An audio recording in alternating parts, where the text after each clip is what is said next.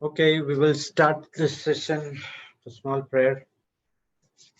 In the name of the Father and of the Son and of the Holy Spirit. Amen.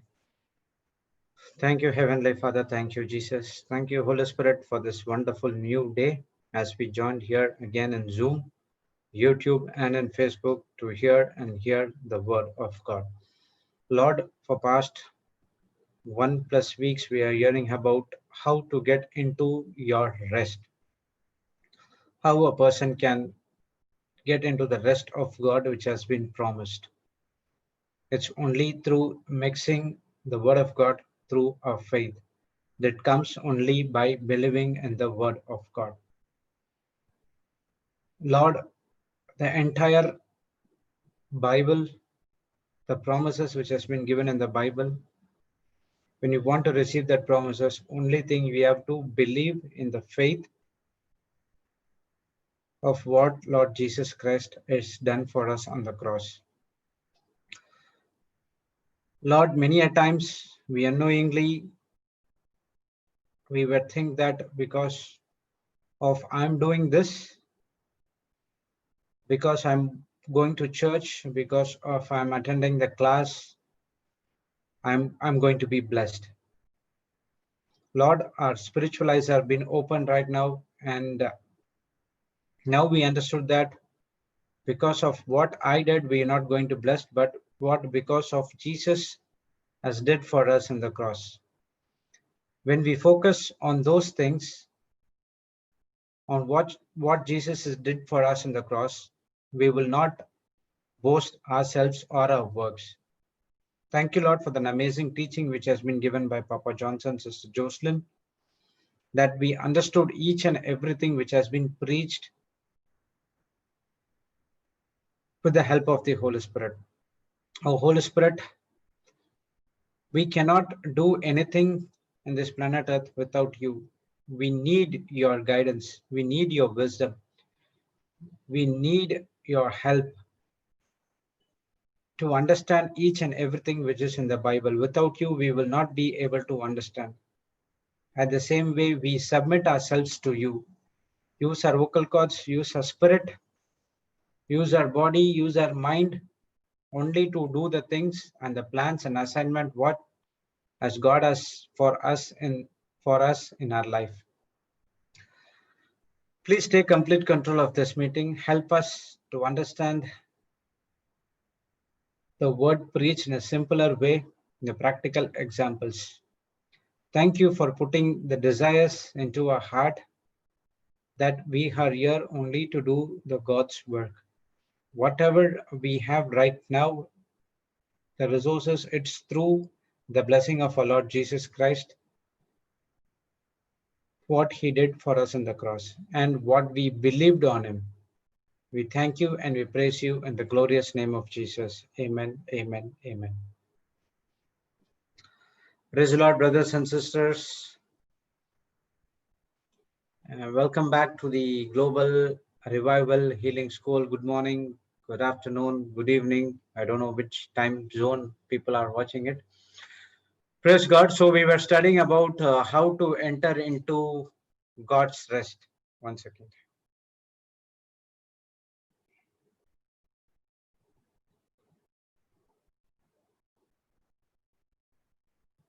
Okay. So we will just go through a revision what we have studied yesterday. So if a person wants to enter into a God's rest which has been promised, he should believe only on the works of our Lord Jesus Christ. So if we have worry and anxiety inside of our soul, inside of our heart, then it is a problem that we are not entering into his rest. Praise God. So if we enter into a rest, that is a place of manifestation. So to get your manifestation, whatever you desire, whatever you prayed, you believed and you received it, and when you enter into the rest, and then the next step is your manifestation. But when you are entering into that rest, there will be a lot of opposition from the kingdom of darkness that you should it makes sure that you will not get entering into the rest, where it creates so much of problems against you, by through your loved ones. Praise God. So we do not get into those things, or we should not fight with those things, but only fight those thoughts with the word of God. It is only a lie which has been planted by Satan to not to get into the rest. Once we get into the rest, that is the point where we see our manifestation. So I'm not laboring to get something from God because he already done, and I'm only laboring to change from unrest to rest. So everything has been completed in the cross, and our works is to fight the unbelief out of our mind through the word of God. Then we can able to change our situation from unrest, that is the restlessness, to the point called rest. So when you are at rest, you are at complete, you have complete peace, you have complete joy, and you don't have no more worries, or you do not have any more anxiety or anything. You know that God has already done. So it is an highest kind of faith. Praise God. So when a person says that I am at rest, but still I'm worrying about those things, it is not rest. You are fooling yourself, because if you have worry, anxiety, anything which is in the kingdom of God, you are not at rest. Praise God. So Sister Jocelyn gave some writings, some teachings as well. So we will go through on that one. There is a contrast between self-effort and rest. God only works on our behalf if we are resting. Therefore, we must rightly divide what it means at rest on a spiritual level. Praise God. So there is a difference between self-effort, that is on your works, and the rest, that is on the God's work. So there is always a difference. You cannot get everything. You will not get everything on your self-effort. You will get everything only because of the finished works of cross, of finished works of Jesus Christ in the cross. Praise God. So God only works on our behalf if we are resting. So we know that if we are unrest, we are working, God is at rest. If we are we are resting and God is at work. So it is better God to work on our behalf. Praise God. So when God works, it is only full of blessing and full of manifestation. Only thing is we'll be at rest. So what labor you have to do? Only to fight the unbelief. Praise God. So what we have to do is rightly divide what it means at rest and the spiritual level. So if you want to understand the spiritual things, first thing you have to get into the word of God. Through the word of God, you will get born again, and then you will understand the spiritual laws. Without born again, you will not able to understand the spiritual laws. So when a person is born again, then he is understand the spiritual law, and then he can rightly divide what is mean by rest and what is mean by unrest. So rightly divide means I should not misunderstand the word rest. Praise God. So some may say that word of God says that God will work on my behalf when I rest. So I'm going to rest in the bed and let God work. No, it's not like that. So it is taking the word of God into a different context. So God is saying rest in the sense we need to stop our own works. That is okay. If I do this, then I'll get rest. Praise God. It's not like that. It is the laboring of what you have to. That is every time we need to fight the unbelief, which is the thoughts, the evil spirit, which is from the Satan, from the kingdom of darkness. So rest is, I'm resting while I'm working. Even at that point of rest, you are fighting, you are laboring the thoughts of which is comes from uh, the kingdom of darkness. A person who is in rest can work more than the one who is in unrest. So if you have a work, this rest is not on your body or not on your physical things, but this rest is on the spiritual thing, that is which is in your mind. So if you are at rest, you can perform any job much easier way because God is working on your behalf. So only thing is we need to surrender ourselves to God. God, this is what you did to me, and this is the problem I'm facing. I'm not going to complete this problem or face this problem on my strength, but now God, I'm resting on your promises, and then you are going to work on behalf of me. So if you have this kind of attitude, you can work more than a person who has unrest. You can see Papa was preaching from morning to evening. So people might ask, how he can preach morning to evening? Does his uh, mouth will not get pain? Does his leg will not get pain? No, it will not, because he is complete rest. He is not standing. It is Jesus standing on behalf of him. Praise God. When you understand that, then it will be a wonderful experience. Jesus working on your behalf. You are allowing him, Jesus, to work on your behalf. Then you will see your lot of manifestations in your life. Praise God. So a person is at rest, is not worried, because he know everything it has been done. So believe the person who has rest will not have worry, anxiety, anger, strife, whatever it is from the kingdom of darkness, because he knows everything has been nailed in the cross by our Lord Jesus Christ. So because Jesus did for us in the cross, whatever things we request, desire, everything has been accomplished. So we are not trying to complete the work which is already completed by our Lord Jesus Christ. So when we are under rest, what we are doing is we are trying to finish the work which has been already finished by our Lord Jesus Christ. We are trying to defeat Satan, which has already defeated by our Lord Jesus Christ in the cross. So we are trying to do everything what has been already completed. A person who has rest, he is not worrying about anything. He just believe on one thing, that everything needed, it is completed in the cross. Only thing I have to believe and receive, and I'll be at complete rest. Praise God. So we saw that in Hebrews 4:3. Can you put that scripture, sister? Hebrews 4:3.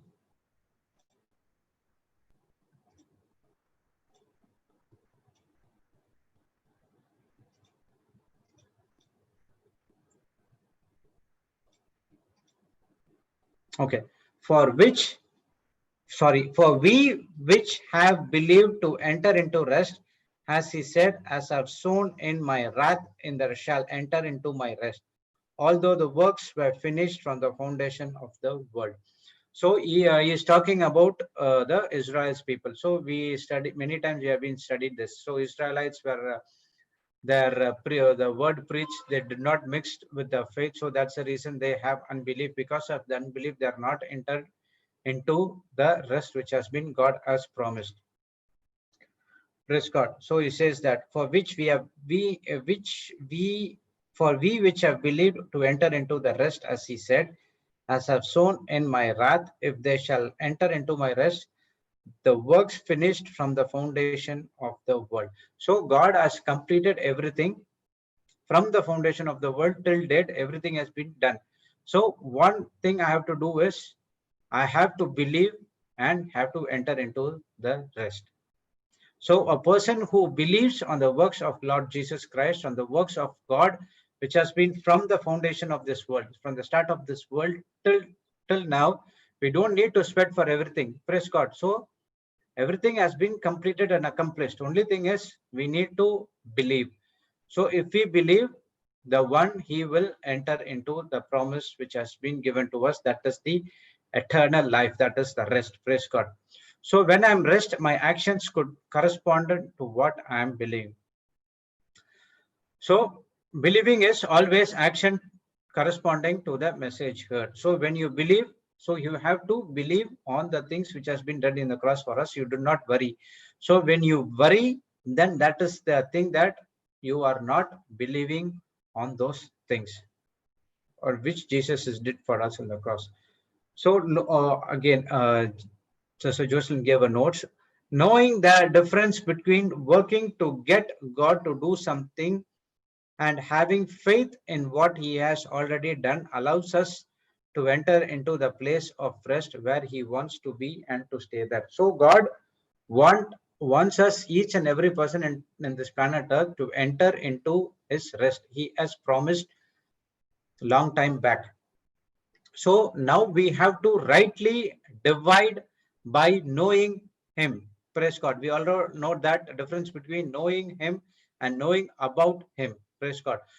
So only when a person understand the spiritual laws, then he can able to rightly divide what is the difference between knowing him and knowing about him. Knowing him, the difference between the working to get God to do something and having faith in what has God has already done. So we have to, once a person understand the spiritual world, then understand the difference between working to get to God to do something or believing in faith that what he has already done. So whatever the promises which has been given in Bible, it has been in the past. But when we try to use in the future, the circumstances says that the pain is still there, the circumstances does not change, you still have the problems. That is what a person need to get into a born again. You have to understand the spiritual law. When a person doesn't understand the spiritual law, it is difficult for him to rightly divide. So he understands that, then he can able to rightly divide and believe on the promises, and he can enter into a complete rest, what Jesus wants to get, or to want to be stay there for eternally. It's not a temporary. The world's rest is temporary, okay, but the rest which is God promises is permanent. So it is not only about entering into the rest, but also staying in that rest. So a person say that, okay, I'm entering into the rest, that is not everything has been completed. No, if you enter into the rest, again the problem will come to get back, to get you to get into the the stage of unrest. But we need to believe it, fight it, the unbelief, and we have to stay completely in this stage of rest. Praise God. Situation will come to make me out of rest, but we need to believe on the promises of God and and change that unrest to the rest. We saw the example of Peter walking in the water. So Peter believed on one word, said, "Come." Jesus said, "Come." So he believed on the one word, and he was at complete rest, and he came out of the water and he walked on the water as well. So when his focus shifted on the circumstances, and then he immediately went into, from the rest he gave into the unrest, restlessness, and there where he went drowned. Remember, Peter is a fisherman. He knows swimming, but because of for the circumstances, because of the circumstances, the fear dominated him. So he forgot that the natural abilities or natural skills he had that. Praise God. So immediately called out to Jesus for help. So when the fear comes, when the unbelief comes, the natural skills what we have, even that it makes, that spirit makes us to get forget or unaware of it. Praise God. So that is the problem when we hear or focus changes from God to the other kingdom. Praise God. So that's one word called come. And the same way he says the same thing in Matthew 11:28 about come to me. Praise God. Can you put that 11:28, sister? Matthew 11:28. I think so. Matthew 11. Yes. Praise God. So that verse says that, "Come to me, all you that labor and heavy laden, and I will give you rest." So the promise is, come to me. So are we coming to him, or are we going to someone else to sort it out our problem? So Jesus said, "Come to me, all you that labor and heavy laden." So whatever you have done, whatever past you have done, because of that past things, your yoke is heavy. So God is saying that, come to me. So he is giving the promise. He doesn't need anything. Only thing is, come to me and believe on him and take his yoke, because his yoke is very light and easier. Praise God. So when we understand that, then we will be going to or asking God to interfere for the wrong things which have been done for us. Praise God. So we are not made righteous in God's eyes by our performance, but our belief in the Christ Jesus. Praise God. So when you take that scripture, come to me, if you are doing, okay, God said that come to me, I'll do that something some other works and then come to me to come to go. It's not like that, because again you are getting into a lot of problems. So you are made righteousness on God's eyes because of what Jesus did for us on the cross. Praise God. Only by our belief in Christ Jesus and not by our own performance. So we see that in 1 Corinthians 1:29-31, there was a question asked as well. Put that 1 Corinthians 1:29-31.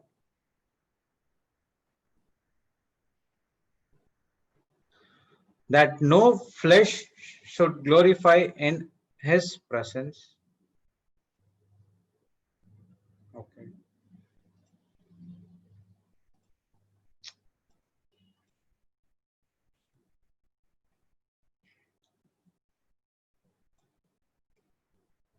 That no flesh should glory in his presence, but of him are you in Christ, who of God is made unto wisdom and righteousness and sanctification and redemption, that according as it is written, he that glorieth, let him glory in the Lord. Praise God.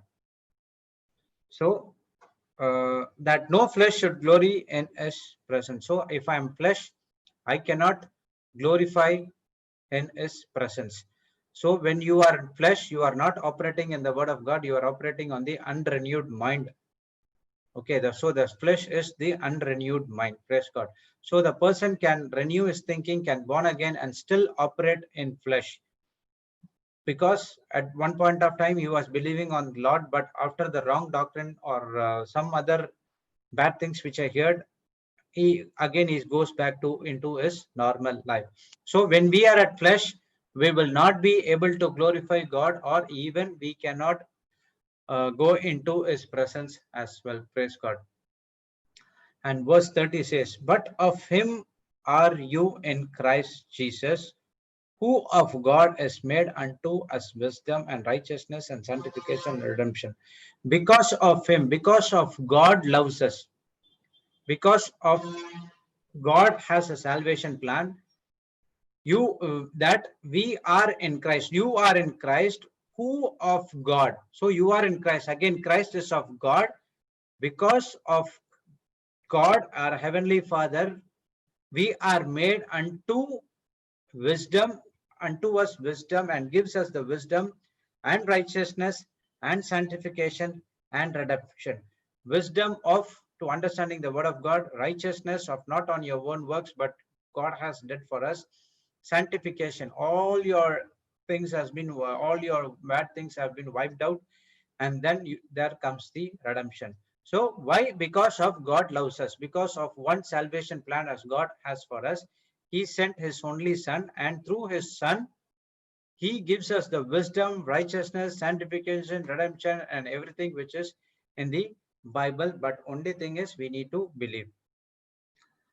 And according as it is written, that glorieth, let him glory the Lord. So when you understand that I am in Christ and I am made wisdom, I am made unto his wisdom, righteousness, sanctification, redemption through Christ Jesus, then we can glorify only the Lord. Because of what Jesus did for us in the cross, we have made righteousness. So we have to glorify the Lord as well. So it is same thing it is given in Jeremiah 9:24. Can you put that scripture, sister? Jeremiah 9:24. Jeremiah.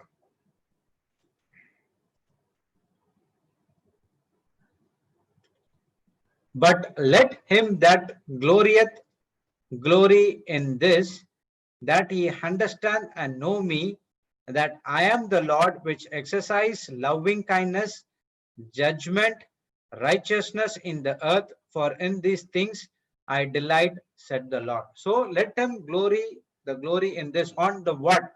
Once a person understands and knows God, that he is the Lord who gives us the loving kindness, judgment, righteousness, and everything which is in the earth, for in these things I delight, said the Lord. So God, our Heavenly Father, is delighting only on our Lord Jesus Christ, only on the loving kindness, righteousness, sanctification, redemption, everything which is on the earth, Lord glorifies on that one. So Because of God, we glorify, because of God, we got everything from everything which is needed from our Lord Jesus Christ, and we have to glorify only our Lord as well as our Heavenly Father and not our works. Praise God. So the problem comes when we are based on our actions. So still we have learned the promises in 1 Corinthians 1:29 to 31. We learned in Jeremiah 9:24 that God is always delighted only in the good things. But the action is different. So sometimes we get into a different thinking where we went wrong, moving into unbelief, and then we fully depend on our actions, and where we think that, okay, we get righteousness, we get wisdom, and we get everything which is in the Bible through our actions. Once you go into that one, your thinking and your behavior entirely changes, and it comes against and contradicting to the word of God. Praise God. So make sure that you will not boast your own actions, but you can boast only the actions of Christ. Because of Christ, we got everything. So change your thinking and behavior according and submissive to the word of God. If you see that when I studying in the school, the person who was getting the rank number 1, he always posts results. See, when the teacher asked, how did you do this? Years I studied from the morning till evening. I studied in the night till 12 o'clock. When the exam comes, I studied till 12 and I sleep only for 4 o'clock. Again, 5 o'clock I study. I revise everything. I comes. But when I see now, I literally say that the people who are got on the top ranks when I was in the school, they are now fear. Okay, they are out of fear because of the current situation. They are having fear of having they're going to lose the job. They're having fear that if I go out, the virus will catch me. Praise God. But when we think that, now we understand that this is not everything on that one, because they're thinking on, I had done everything. In my actions, I got everything. In my works, I did everything. That they went wrong and the entire behavior changed. And praise God, by the mercy of God, I understand everything. And now I understand, even when I passed my 10th, is the glory of God. I passed the 12th is glory of God, and even the college, MBA, whatever it is, everything which is God, it's only because of the glory of our Lord Jesus Christ. Praise God. It is not anything of mine. So when I'm continuing in my actions, then I am in unbelief, and the sins is always there. So my identity is not based on what I do, that how we are taught. So the world teaches that you are doing this. This is your identity. You are doing with your self-confidence. No. If you do that, you are getting into unbelief. You are not making God as your top source. You are getting into unbelief, and then you started to do the sins. Praise God. So nobody can be in flesh in the presence of God. That's what the scripture says. So if we boast ourselves, our own actions, which is in the flesh, we cannot be in the presence of God. You are in the presence of something else. So the very reason I am in that sin is because I still believe I am a sinner. So I say that people say that this because I'm sinned, this is what happening to me. This is what I did. This is what happening to me. This is what this is what happening to me. I immediately ask a question: do you believe on what you did, or do you believe that what Jesus did for you on the cross? They immediately stop. Brother, I didn't understand. Can you explain us clearly? And then it starts to explaining him the gospel at what as Jesus did for us in the cross. So they were all these times the devil were condemning him that because you did this, because you did this, because you did this, the same action they would have been taught that because I did this, I got the blessing. Because I did this, I got my job. Because I did this, I was successful in my job. Then when the sin comes, and then they think that, okay, because I did this, I am a sinner. I am a sinner. So they believe that still I. So they have to come out of that pride to understand the works of Jesus did in the cross for us. Praise God.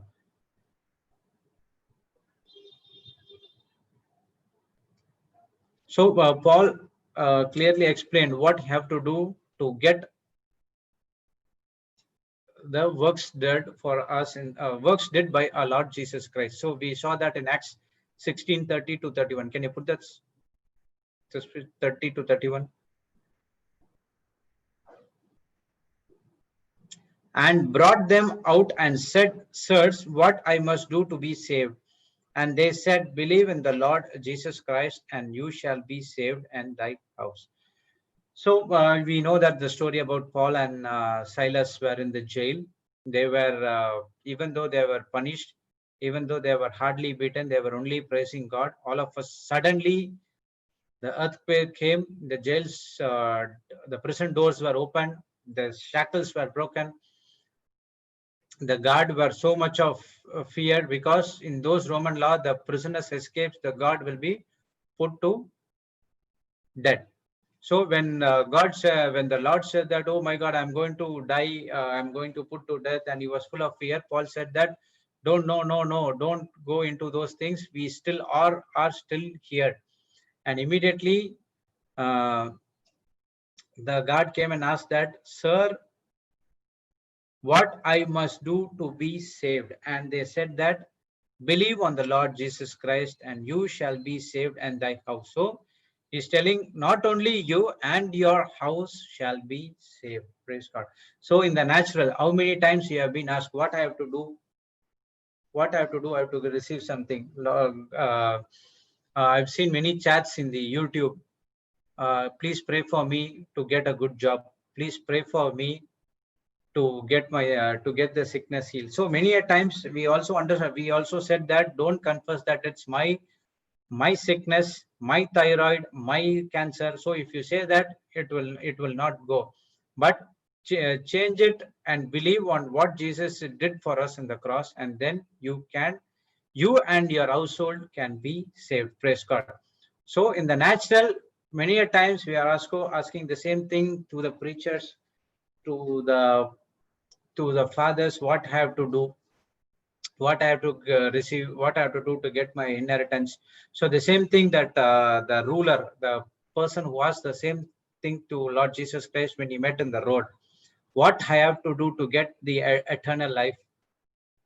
So Jesus said that he asked that whether you followed or kept all the commandments. He said, from the childhood I kept all my commandments. Oh, if so, then go and sell all your property and give it to the poor and come back and follow me, and then you will get the eternal life. But did that? Did he believe? No, he never believed. Praise God. So that is what we have to do. We have to, Paul is asking us only to believe on Lord Jesus Christ, and then even myself, even ourselves, as well as our household shall be saved. So if you think, if I do, God will do. No, it's not like that. God is saying, I have already done everything through my son Jesus Christ. Only thing is, our laboring is only to believe. That is, you have to confess that I am the righteousness, because I'm saying to change my thinking that I am righteousness. For example, about a person who wants to get into the pornography by his own works, by his, okay, I do this, then I can get into I can get out the pornography. No, it will not like that. We have to confess and believe in the word of God, what Jesus did for us on the cross. And when he said that I am the righteousness of God in Christ Jesus, I have the mind of Christ, then the changes comes, and then your changes in thinking, and then you are made righteousness, and you are entirely out of that sin nature, and the pornography has left you. It's not only for pornography, but for any other bad things as well. Praise God. So when we believe, we receive everything which is from our Lord Jesus Christ, what he did for us in the cross. So again, what is stopping us is the unbelief. Hebrews 4:11.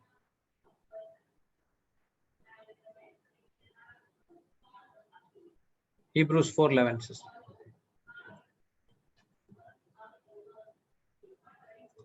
let us labor to enter into that rest. Let any man fall after same example of unbelief. So the problem is unbelief. Israelites can't let into the place of rest because of the unbelief. At the same time, we will also have to labor to enter into the rest. That labor is believing in faith and receiving everything which has been everything which Jesus has did for us on the cross. Praise God. So when you operate in unbelief, you will not enter into the rest. Only thing is we have to do is how fast I'm changing my thinking from the unbelief to the belief. So when you change your thinking from the unbelief on believing on the promises of God, at that where you get into the rest. Praise God. So again, Sister Jocelyn gave some notes as well. We see that we are the righteousness of God by faith. We know that we are righteousness not on our own actions, but only by the faith of God, what Jesus has completed. Praise God.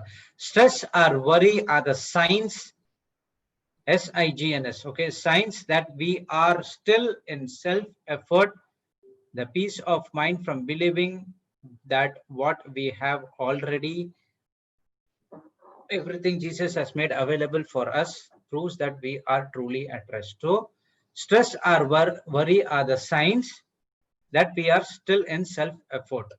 Praise God. So, if you are doing with your own works, when you're trying to get everything which has been God has promised in your own works, then you get into stress, worry, anxiety, and everything follows.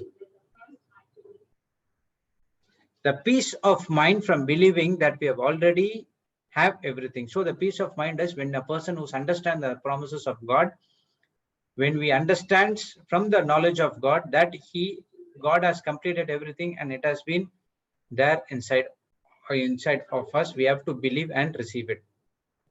So Jesus made available for us proves that we are truly at rest. So when you believe on the works of Jesus, and then you are at rest. So the rest is the highest kind of faith. When we enter into the rest of faith, takes possession of what has already made available.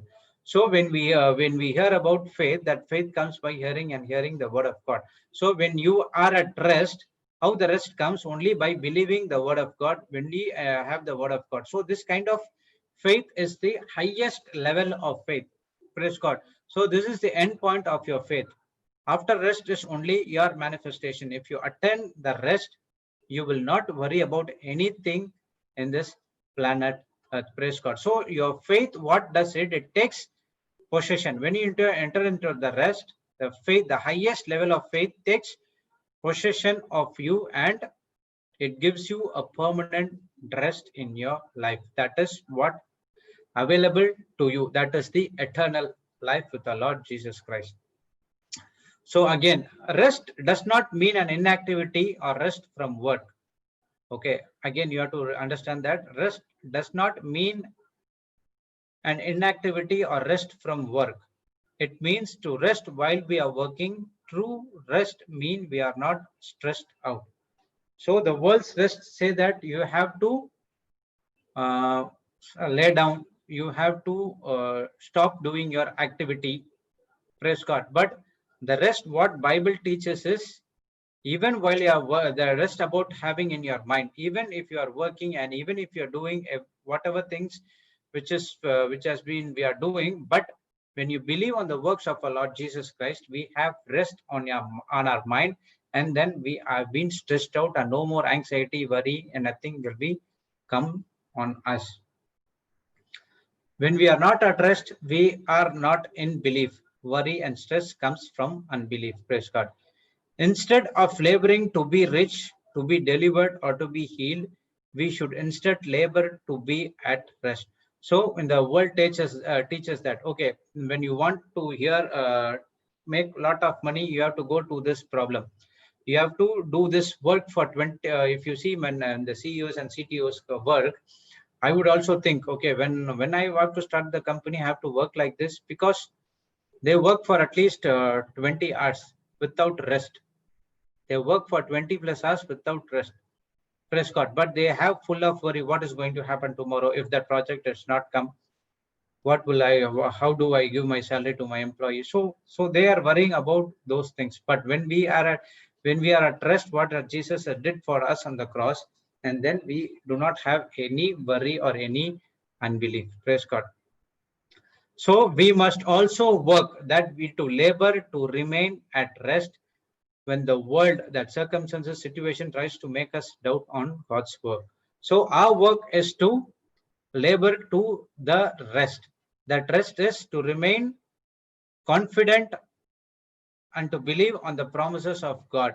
Even though the world gives you a different situation, circumstances, or make us doubt on the word of God. So, for example, if you take the current situation, the people are unrest because they are worrying about what is going to happen tomorrow, what is going to happen to my family, what is going to happen in 6 months from now,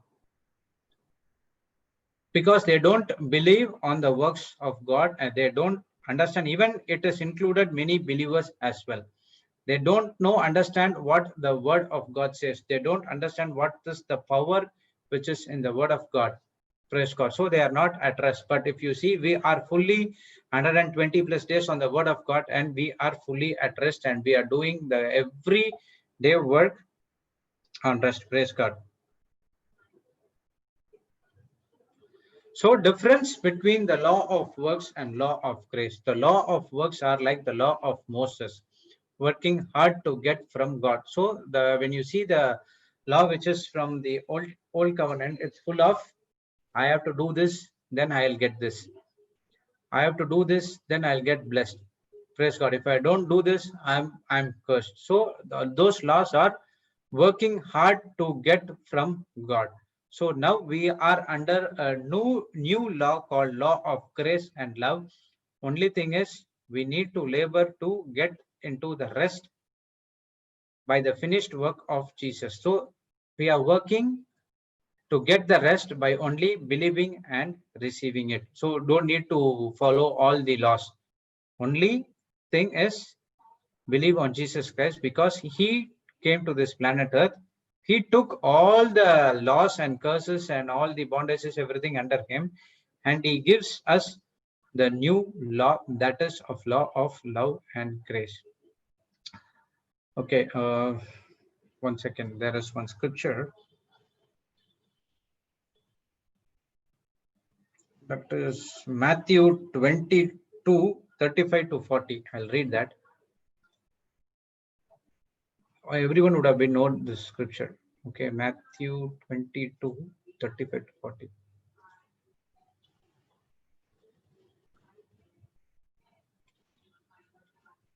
So there, some of the a lawyer and the Pharisee comes and asks a question to Jesus about, to tempt him and saying, Master, which is the greatest commandment in the law? So in the law, there are about many laws in the old covenant. Praise God. So Jesus said unto him.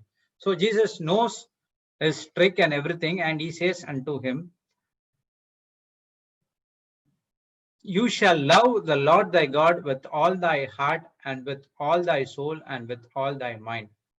And this is the first and greatest commandment. So love your Lord thy God with all your heart, with all your soul and all your mind. So where our love is. So if our love is not on God, or not on not on God, if it is on anything else, we are losing the first and greatest commandment. And again, the second is, thou shalt love the neighbor as thyself.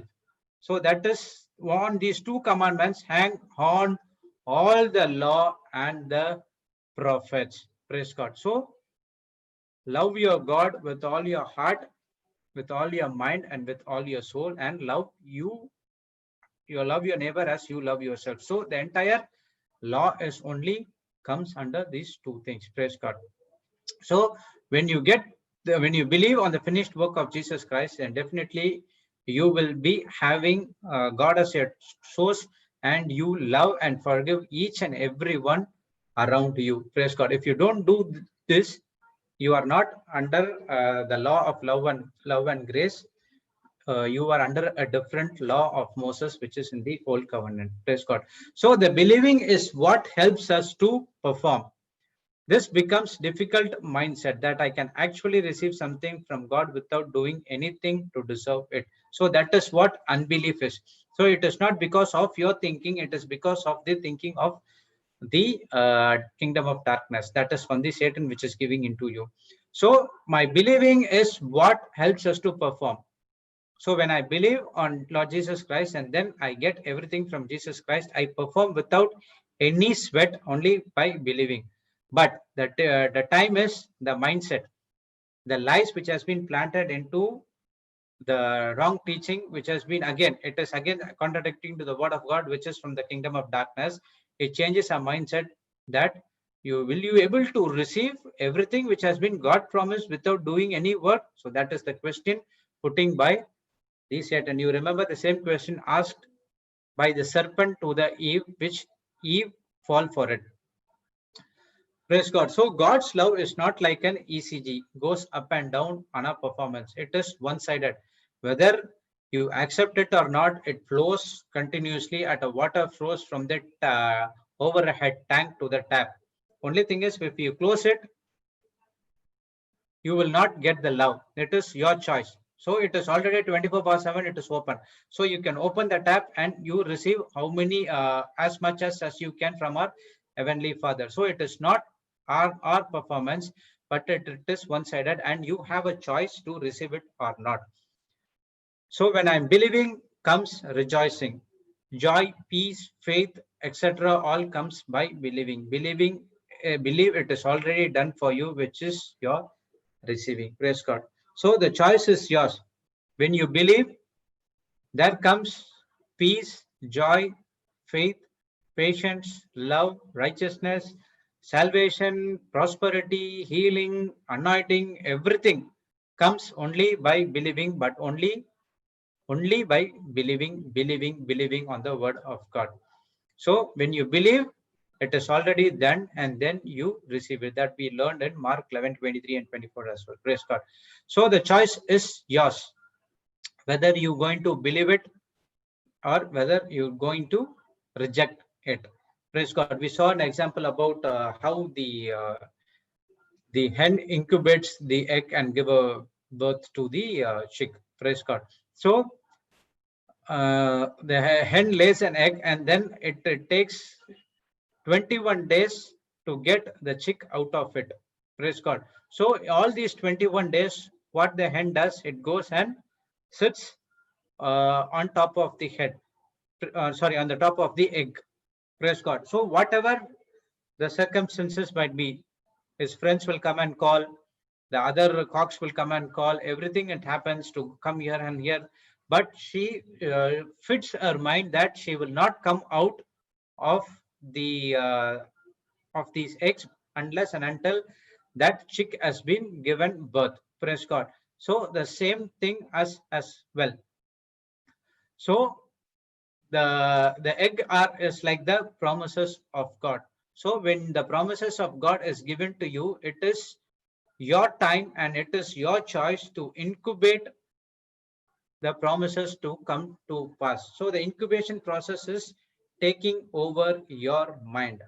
Praise God. So God is the same way. God is saying that my word is a seed, take it and sit with it and incubate it, and you will see the manifestation in your life. Praise God. So the incubation process for is me to enter into his rest, just like the heat of the hen at the particular temperature till the egg hatches and gets the chick out of it. So it is God has given us the promises in the form of a seed, and now it is your choice whether you're going to sit with that, confess it, and meditate, believe, and receive it that, and whether you're getting into the enter into the rest and see a manifestation, or whether you're going to drop it because of the circumstances which is around the world which is happening right now.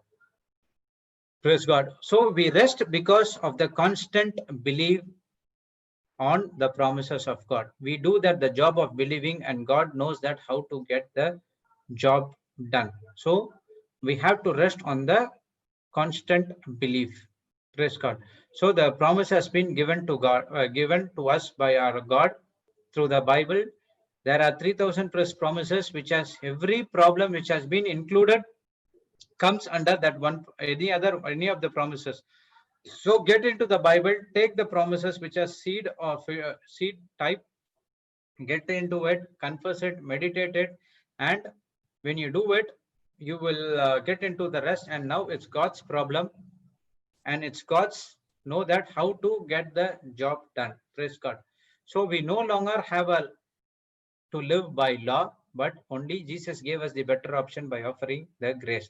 So the law is everything has been faded, and now we have a new law of grace, which is available 24/7, and you have to receive it by faith. Praise God. So next we saw that in John 1:17. We no longer have to live by the law. By the law, Jesus gave us a better option, offering us by grace. Praise God.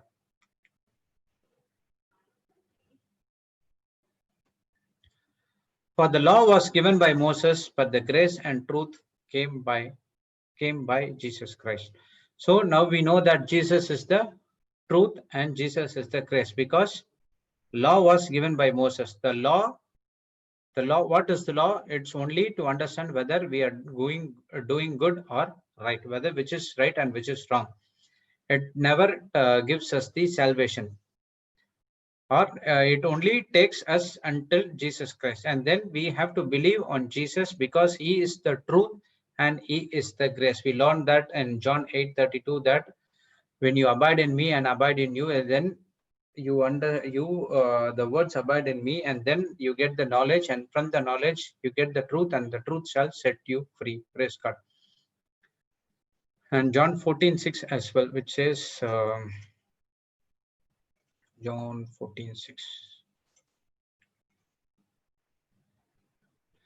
Jesus said unto him, I am the way, the truth, and the life. No man come unto the Father but by me. So without Jesus, we will not able to get into our Heavenly Father. Praise God. So Jesus is the truth, and he gave the grace as well as for us. But the grace and truth came by Jesus Christ. So when you believe everything on Jesus Christ, you know the truth which is from the Word of God, and you know that Jesus is created, done everything on the cross, and it is available in the form of grace, and we have to believe and receive it. So Jesus, above all, Jesus gave the mercy for us. Before grace and truth comes, the mercy is there. Mercy is, even I deserve to be punished, God shows mercy and he cancels my punishment.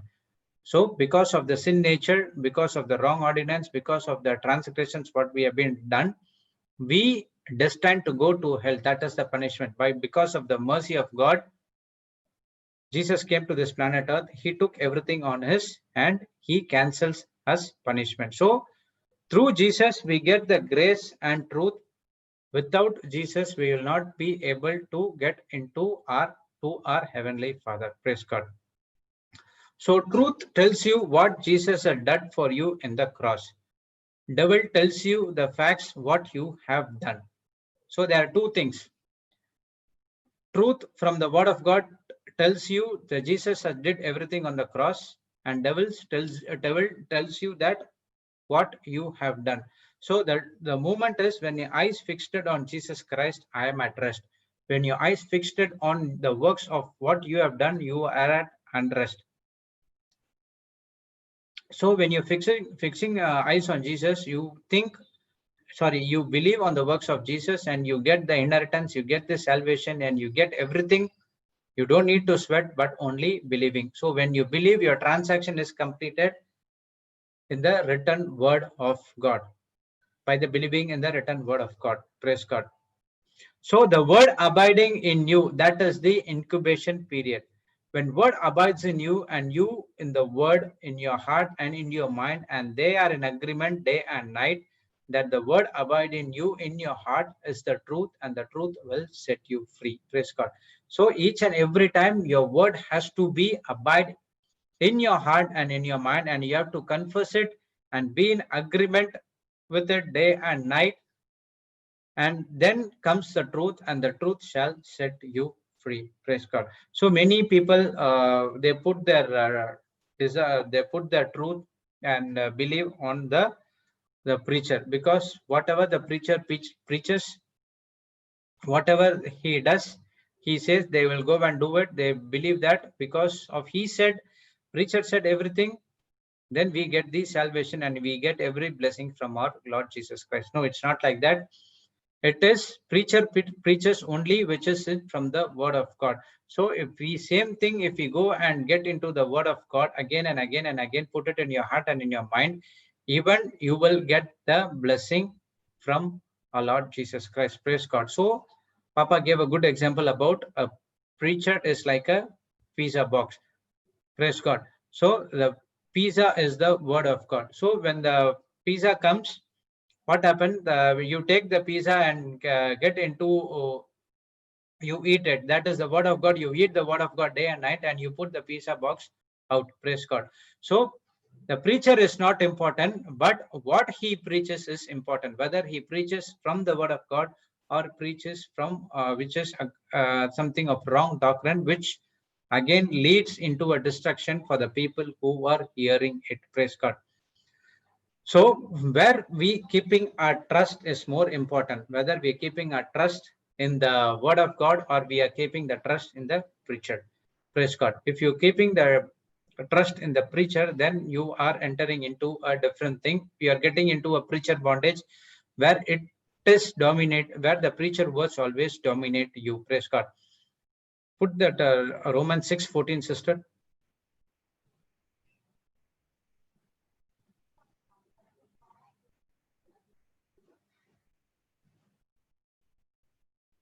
Who is dominating you? For sin shall not have dominion over you, for you are not under the law, but under grace. So dominion is kind of an authority or ruling over. Praise God. So if sin shall not have dominion over you. So if the sin doesn't have authority over you, you are clearly, you can say that you are not under law, you are under grace. So if it is the sin is dominating you and telling it again and again and again, praise God, and then you are not under grace, but you are under the dominion rule of the sin nature. We saw that example about the drinking habit or any other pornography habit. So if that person is entirely thinking about day and night about the pornography or about the play, it's not only pornography or alcohol, it can be anything. A person has dominion only spending his money on the races, horse race, gambling, the lottery. There are a lot of things which is the sins in a different way can come and rule over us. So if a person thinks only about every time about drinking, every time about the pornography, every time about the cheating others, gambling, lottery, whatever it is, that is, it's dominating your mind and you are not under the grace. So how to come out of that one? So every time you have to say that I am the body of Christ. Satan, sin, whatever sin you are having, alcohol or porn or race, gambling, whatever it is, has no power over me. So suggestion is you have to record it on a recorder and playing it day and night and again. You are believing on the works of our Lord Jesus Christ did it. But still, if you are do not want, if you are operating on those things, but still if you do not want to get out of those evil things which is dominating you, you are heading into a different direction, that is into a destruction. So when you say and hear it day and night, but still you are the same in the natural, but the change is that is whatever you are taking it, the word of God, it is in the seed form, which is changes inside first, and then your thinking gets changed, and all of a suddenly you will be freed out of those sin habits which is dominating over you, because you are not sweating anything but only doing the word of God. Praise God. So in new creation home, there you see that there is a home for drug addicts. They have seen many of the people who are come on the worst conditions, but the deathbed, they came to the new creation home. In the home, they have the for the drug addicts and alcoholics.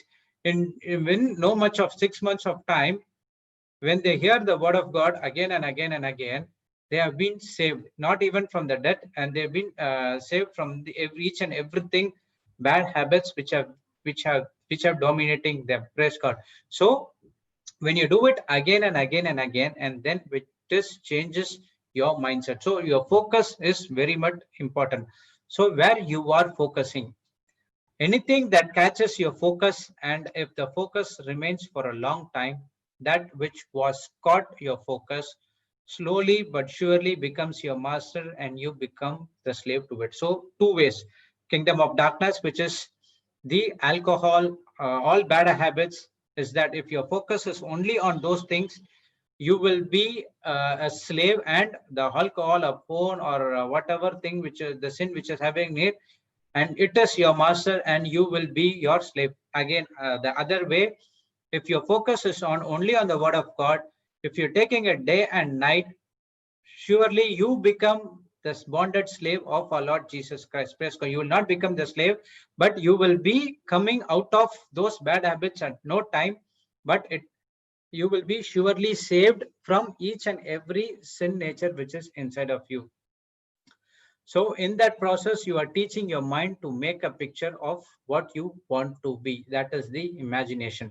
So the recommendation what Papa gave is, do not take all the scriptures, only 4 or 5 scriptures, or 3 or 2 scriptures which you can able to do it. Record it in your phone, saying it slowly, which is important. Saying it slowly because you have to understand those things. So you keep it hearing it for every day, again and again and again and again, and then start imagine yourself that you are out of those things and you are doing the works of our Lord Jesus Christ, and then listening again and again makes you free, and it takes you out of those bondages as well.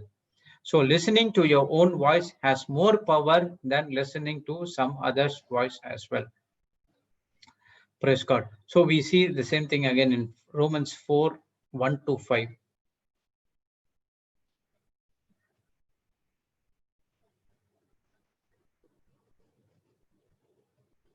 Romans 4, 1 to 5, sister.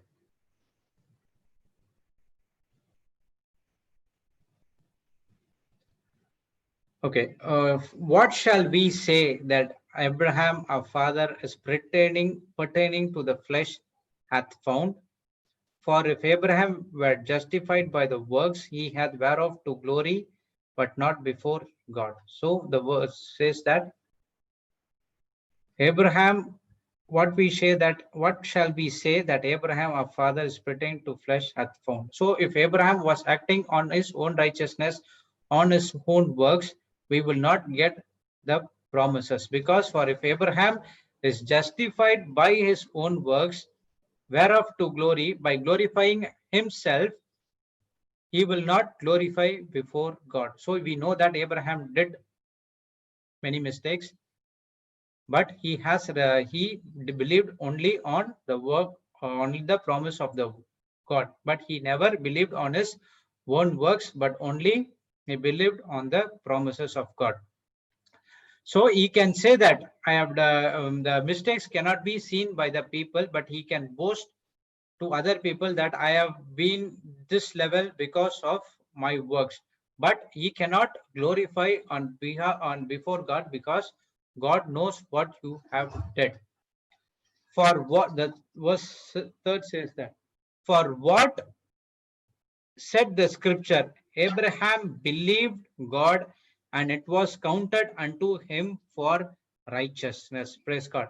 So, but Abraham was counted only of his, not of his righteousness, but only of the work and the righteousness of God. Praise God. Abraham believed God, and it was counted unto him for righteousness. Righteousness, he counted only on the belief. He believed on what God has promised him, and because of he believed, and he got his righteousness.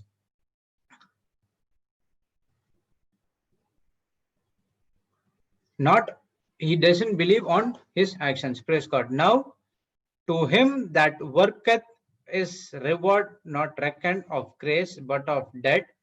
But unto him that worketh not, but believe on him that justified the ungodly, his faith is counted for righteousness. So grace was useless if he had received the reward by his works.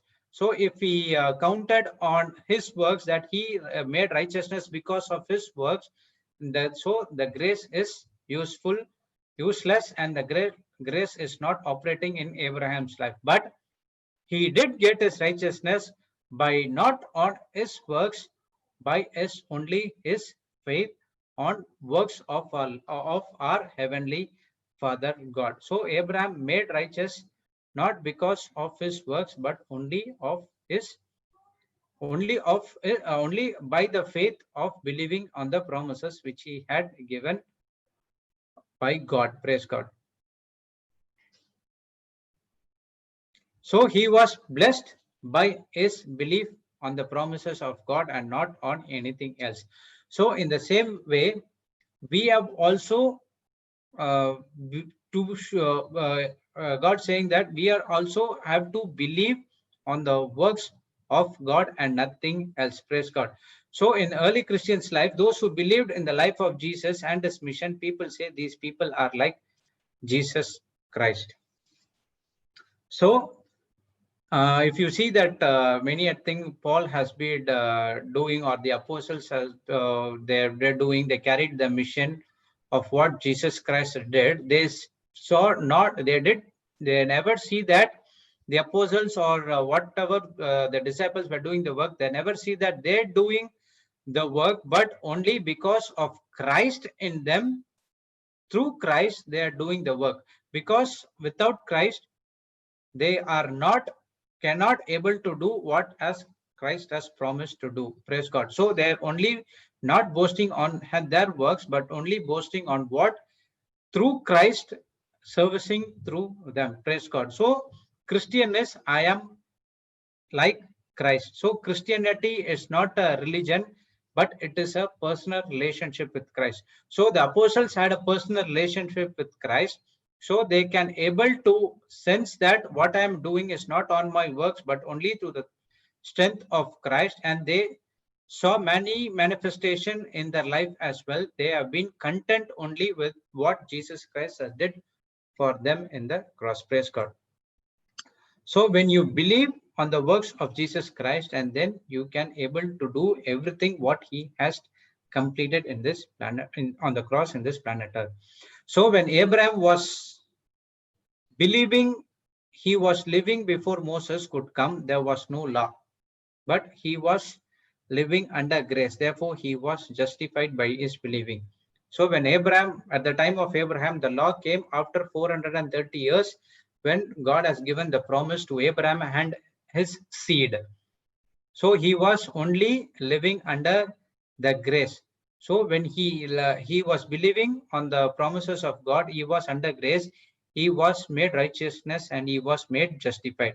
He accepted everything as God said by believing in the God's promises.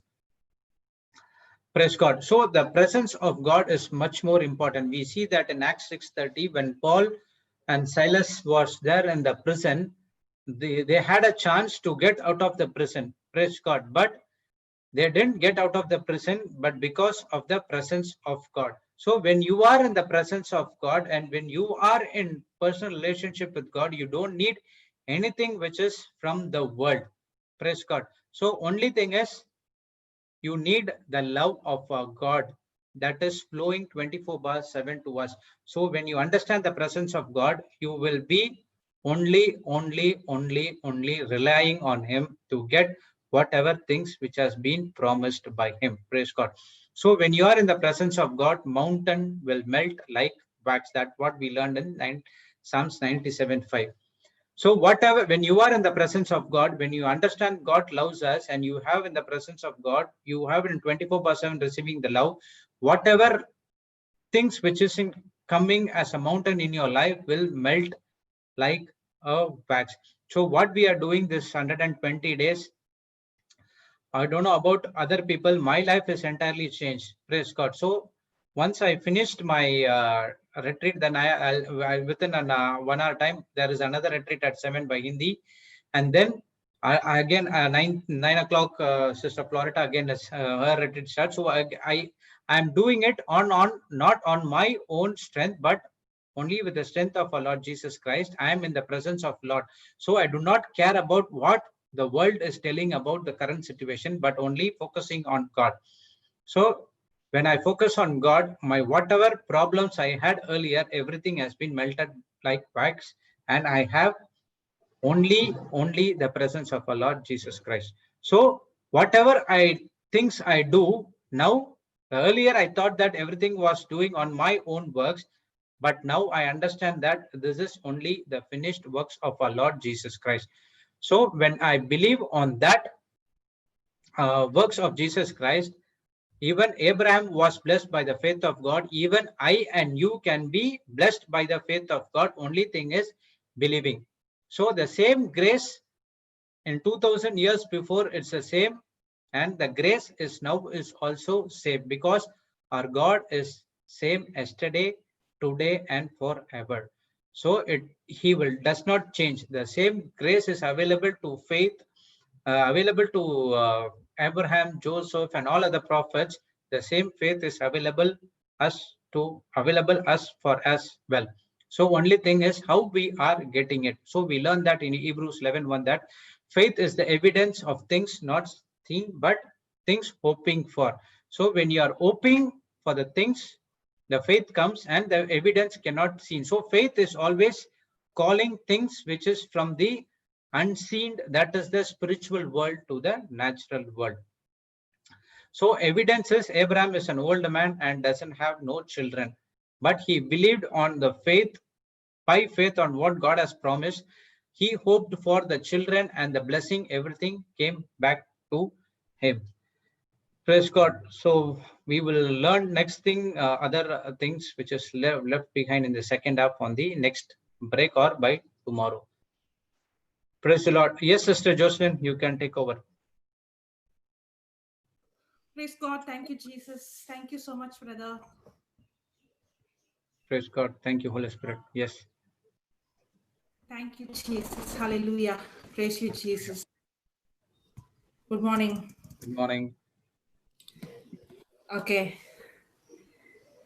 Thank you, Lord. Thank you, Father. Thank you, Jesus. Thank you, Sister Jessie. Good morning. Praise God. Good morning, everyone. So, isn't this really?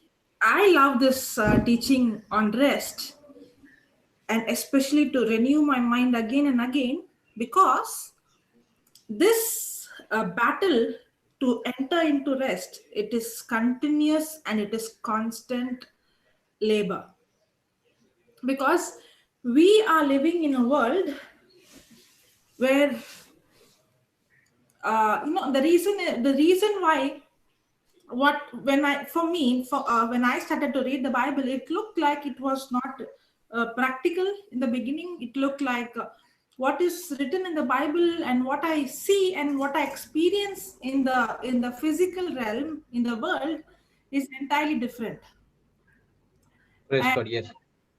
and and once I started to hear the word, it was like, Lord, this is what your word says, but everything that I see, I feel, I go through is contradicting. When I can really feel the pain, how can I believe? Because the pain is so real, the problem is so real, the sickness is so real, the situation is so real.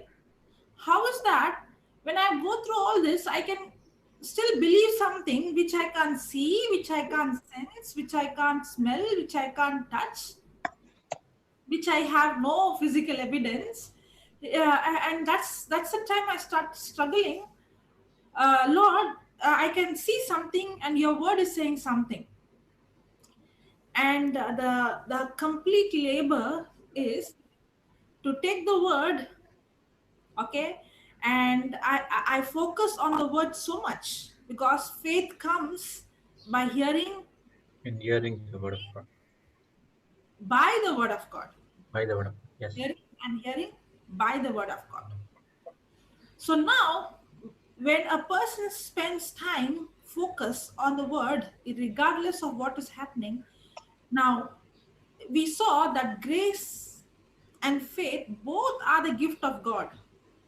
It's not only grace, even faith is the gift of God. Because faith, God is not talking about my faith. Yesterday we saw faith of Jesus. Mm. And where is this faith available? In His Word. So God is not asking me to believe with my own strength. Even that faith is His grace, is the free gift. So grace is what God has done. Faith is my response. But even that faith to believe that seen comes from His Word. So all that I have to do is my labor is only to focus on the Word.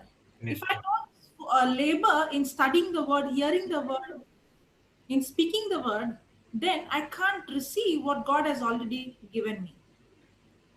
And this laboring to enter into rest is a constant, continuous process, because every moment what I see in the physical is challenging me to what God has promised. That's why we saw it's not only important for us to enter into rest, but it is very important for us to stay in the place called rest. Praise the Lord. Okay. Praise the Lord. You see, can you put Hebrews chapter 4, verse 10 in Amplified? Amplified, okay. Sorry, verse 3 in Amplified. Hebrews 4 3, not 10, 4 3 in Amplified.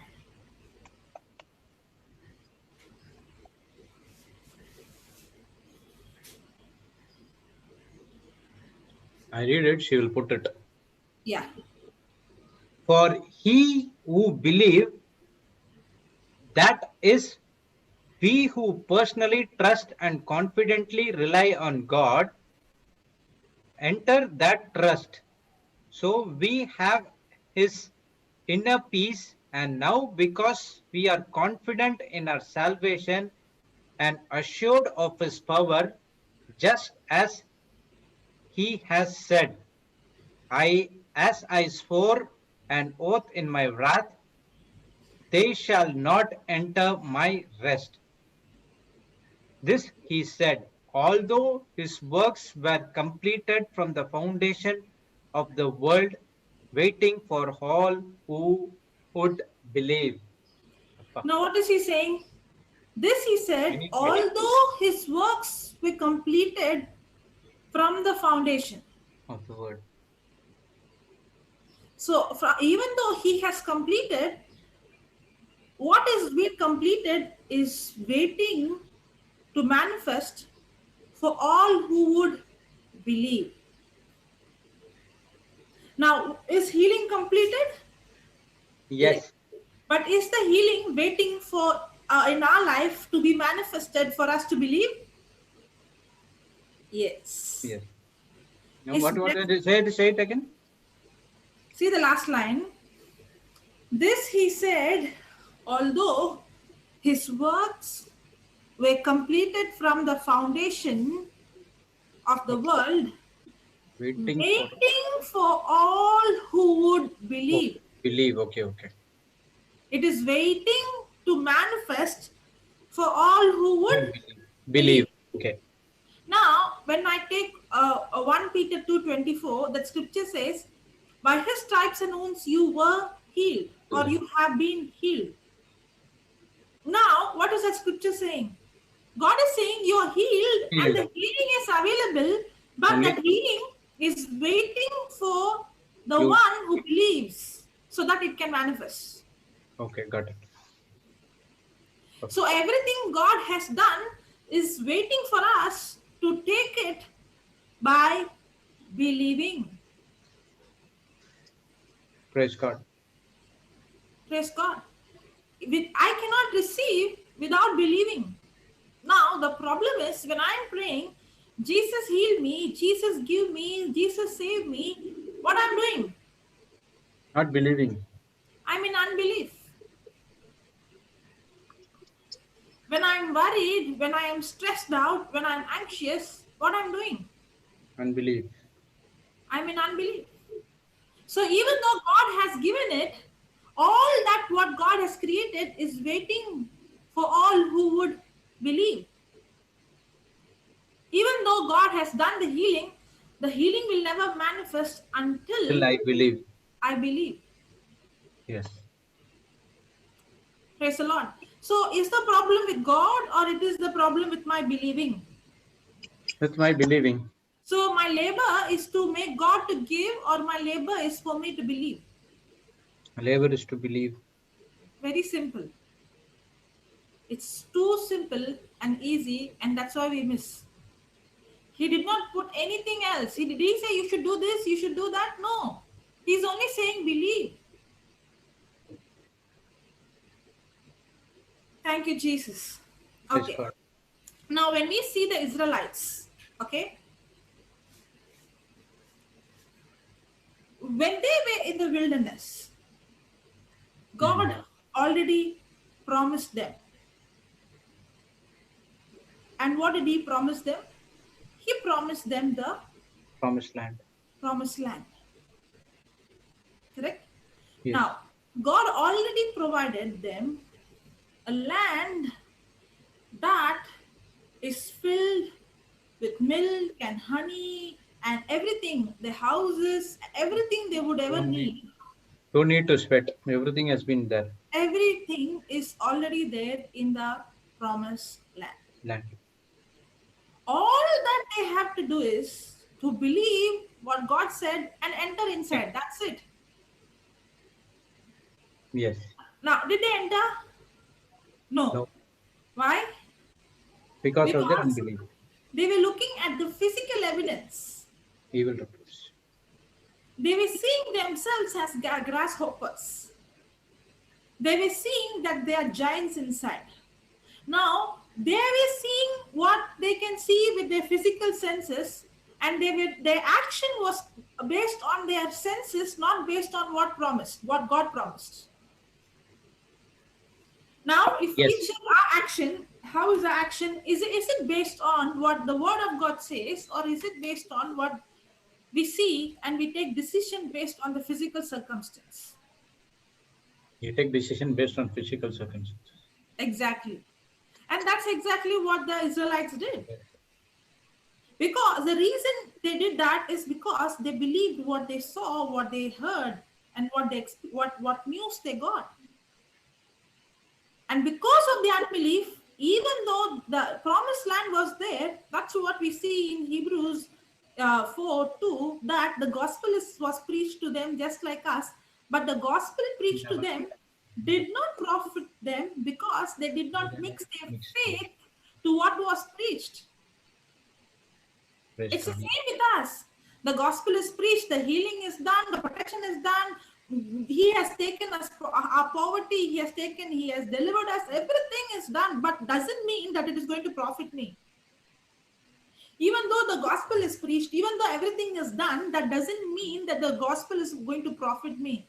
Until and unless I believe and mix. Until and unless I believe. Yes, exactly. Praise God. Now, all that the Israelites has to do is to believe what God has promised. Take over. Okay. And go into the promised land. Once they step into the promised land, everything that they need is already there. In the same way, all I have to do is to believe the promise. Okay. And once I believe and I enter into a place called rest, in that place called rest, it's just like how the Israelites, okay, this is the promised land, once they enter into the promised land, in that promised land, everything is there. In the same way, once I start to take the word of God, and once I enter into the place called rest, in that place called rest, everything is already available. Yes. My healing, my deliverance, everything is waiting for my belief. It's already there, but I have not yet reached to that place to receive. And that place is the place called rest. Praise God. Praise God. Because for us, we think if I keep on saying, God will give me. But God is saying, no, it's already there in a place called rest. I'm not going to give you. That's why the frustration comes. How many times should I? That's why the question comes, how many times should I say? How many times should I listen? How many times should I confess? And then we end up saying, no, I am listening, nothing is happening. I am saying nothing is happening. And some people would say, I am listening, I'm writing the notes, I'm coming for the retreat, I did everything. And then they will say, I tried everything, but nothing has happened. As long as you are going to think nothing has happened, itself is an indication that you have not entered into a place called rest. Rest doesn't come when things manifest. Rest will never come when things manifest. Rest is a place when you are in, after you enter into that place called rest and experience rest. In that rest is where you see the manifestation. If you're saying, let it happen, then I will believe, let it happen, then I will have the peace, let it happen, then I will experience the supernatural peace. That's not what God Bible is speaking about.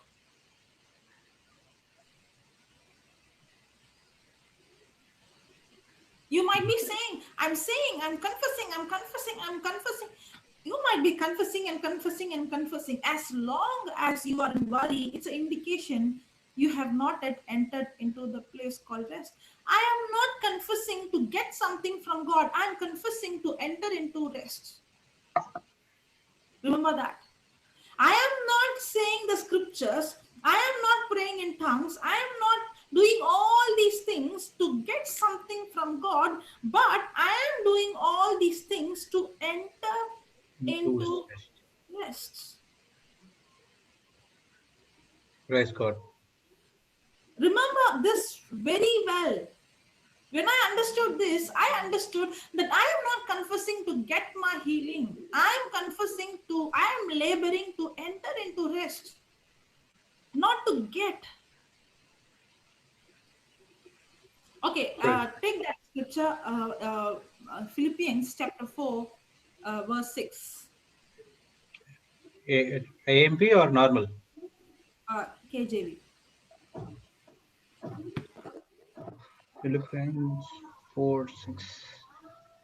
Sister Jessie, you can put in amplified also. We can see how the scripture is in amplified as well. Okay.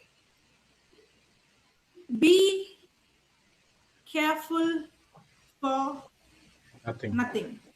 Means do not worry about nothing. anything. But In everything. in everything, in everything or something. In everything. In everything, no matter what is the situation, no matter what is the problem, no matter what I'm going through, but in everything, by prayer and supplication with thanksgiving, let your request be made known unto God. Now he's saying two important things. One is do not worry, and the other one is with thanksgiving. He's not saying don't pray. He's not saying don't bring your supplication or intercession. He's not saying that. He's saying yes, you can you pray, but you can make your request known. But when you're praying, there should not be any anxiety or worry. There should be thanksgiving. Now, how is that? In everything means whether it's good or bad. In everything means even in the midst of a storm. In everything means in the midst of trials. In everything means when I get the bad news. In everything means when everything goes wrong. In everything means even when I get a bad report from the doctor. In everything means even when I get a termination letter from the company. In everything means even when I have lost the job. In everything means even when I have lost my loved one. In everything means even if I have to be separated or of broken relationship or broken marriage. In everything means even when somebody has cheated me. In everything means even when somebody has abused me. In everything means even I have lost my money, my health, or whatever is going in the physical, the bad report that is contradicting to the word of God. God is saying, in everything. Everything. Now, how can I pray in such a situation in the midst of storm without worry and with thanksgiving? Okay, let's see this in Amplified, this verse in Amplified.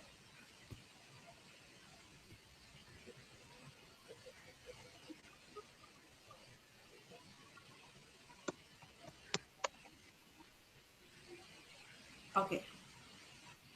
Be careful, that is, okay. Do Do not not be. be anxious or worried about anything, but in everything means what? In every situation, every circumstance, by prayer and petition, with thanksgiving, continue to your specific requests known to God. Now, is it possible in the midst of a storm that I can pray without worrying? And you know what is a mindset?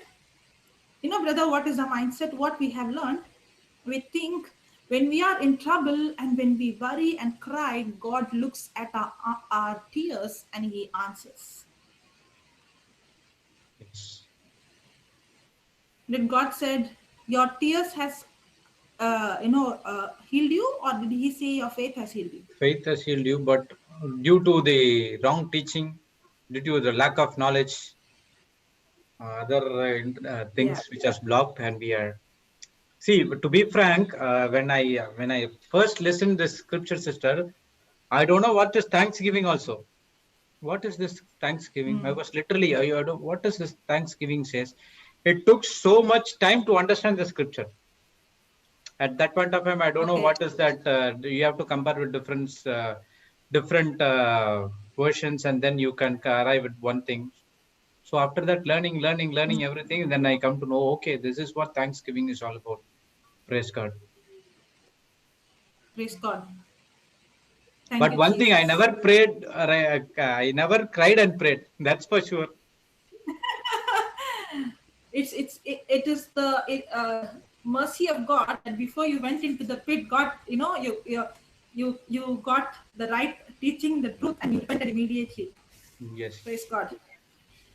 Even I was Thank thinking you, Jesus. that I passed my 10th and 12th because only I put that altar boy dress on that full length season because God passed me. After coming to the knowledge, okay, I passed because only of the mercy of God. Yeah, it was the mercy, 100% the mercy of God. Praise God. Thank you, Jesus. Hallelujah. You know, God's love is not only for those who are born again and those who are believers. The Bible says Jesus died for the entire human race. Human race, yes. And his mercy is for everyone. He loves everyone. Praise God. And that's why uh, it is he who has come in search of us. And that's why he said, and he's the one who's leaving the 99 and going in search of the one. And who's the one? The one who's lost. And when we were lost, we all, even though we were born, I was born in a Christian family, I never knew Jesus. And I won't say it was I who was searching him. I knew that it is he, the one who came in search of me. Even before I was born, he came and he finished everything that I would ever need. Just imagine.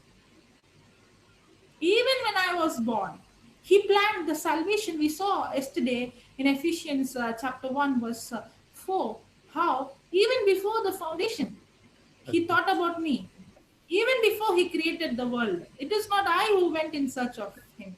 It is he who has come in search of me. He did not wait for me to repent and ask forgiveness. Even before I committed the sin, he paid the price for it. That is his love. If my mother, before I would come home, she's already cooked food for me. If my mother can cook food for me, even before I would say I'm hungry, what about my God? Even before I made the mistake, he already has kept the forgiveness available for me. Even before I would become sick, he has already provided the healing for me. Even before I would come into this earth, it is, and God, he loves everyone. He died for all of us. But the problem is, we realize it only when we turn our focus from our situation to God. Many times people say this, thank God I got this problem. Because I got this problem, I came to God. No, God is speaking to us, and He has come in search of us. He is sending people, and He is sending people after people. And He is speaking to us. But when we were busy, we did not recognize His voice. We rejected. But the day came when the problem came, when the situation was okay. Today is Saturday, I forgot. Okay, when the situation was became so bad, that is the time we changed our focus to hear the gospel, and that's how we received salvation. Hallelujah, praise the Lord. I never knew today is Friday. I completely forgot. Praise God. Praise God. Okay, yeah, take Brother Sudhir. Brother Sudhir,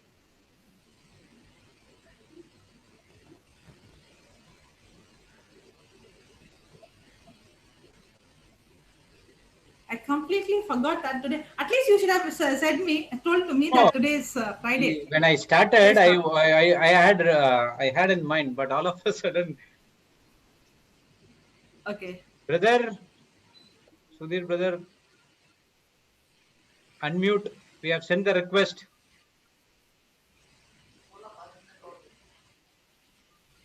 Yes, praise God. Hi, Hello, Good morning, brother. Praise brother. Jesus. Praise the Lord. how are all you beautiful people doing? Blessed, blessed. We We are are all blessed. blessed. Okay, Jocelyn, can you continue for the next 2-3 minutes, please? Yeah. Okay. Okay. Praise God. Thank you, Jesus. I, Praise I, the Lord. I just need to Yeah. shoot out one email and then I'll come back. But you continue, please. Yes, brother. Sure. Praise God. Thank you, Jesus. Hallelujah. So, what was I saying? God died for all of us. Yes. So it is. So it is not that um, we seeking Him, but it is God who has come in search of us, and He has made everything available for us. And that's what we see in creation when we see in the book of Genesis, in Genesis chapter 2, that God completed everything. He finished all His work and He rested on the seventh day, means everything that we ever need, the whole creation was completed. And only then God put man. Do you think today God has put us here in this place, in this family, without giving us already the provision that we need? If God created Adam on the sixth day, and the seventh day he finished he is done, completed. If it is done, completed, everything was already available for Adam. Do you think that today God has put me in a position where I would lack anything? That I lack in any area of my life? No.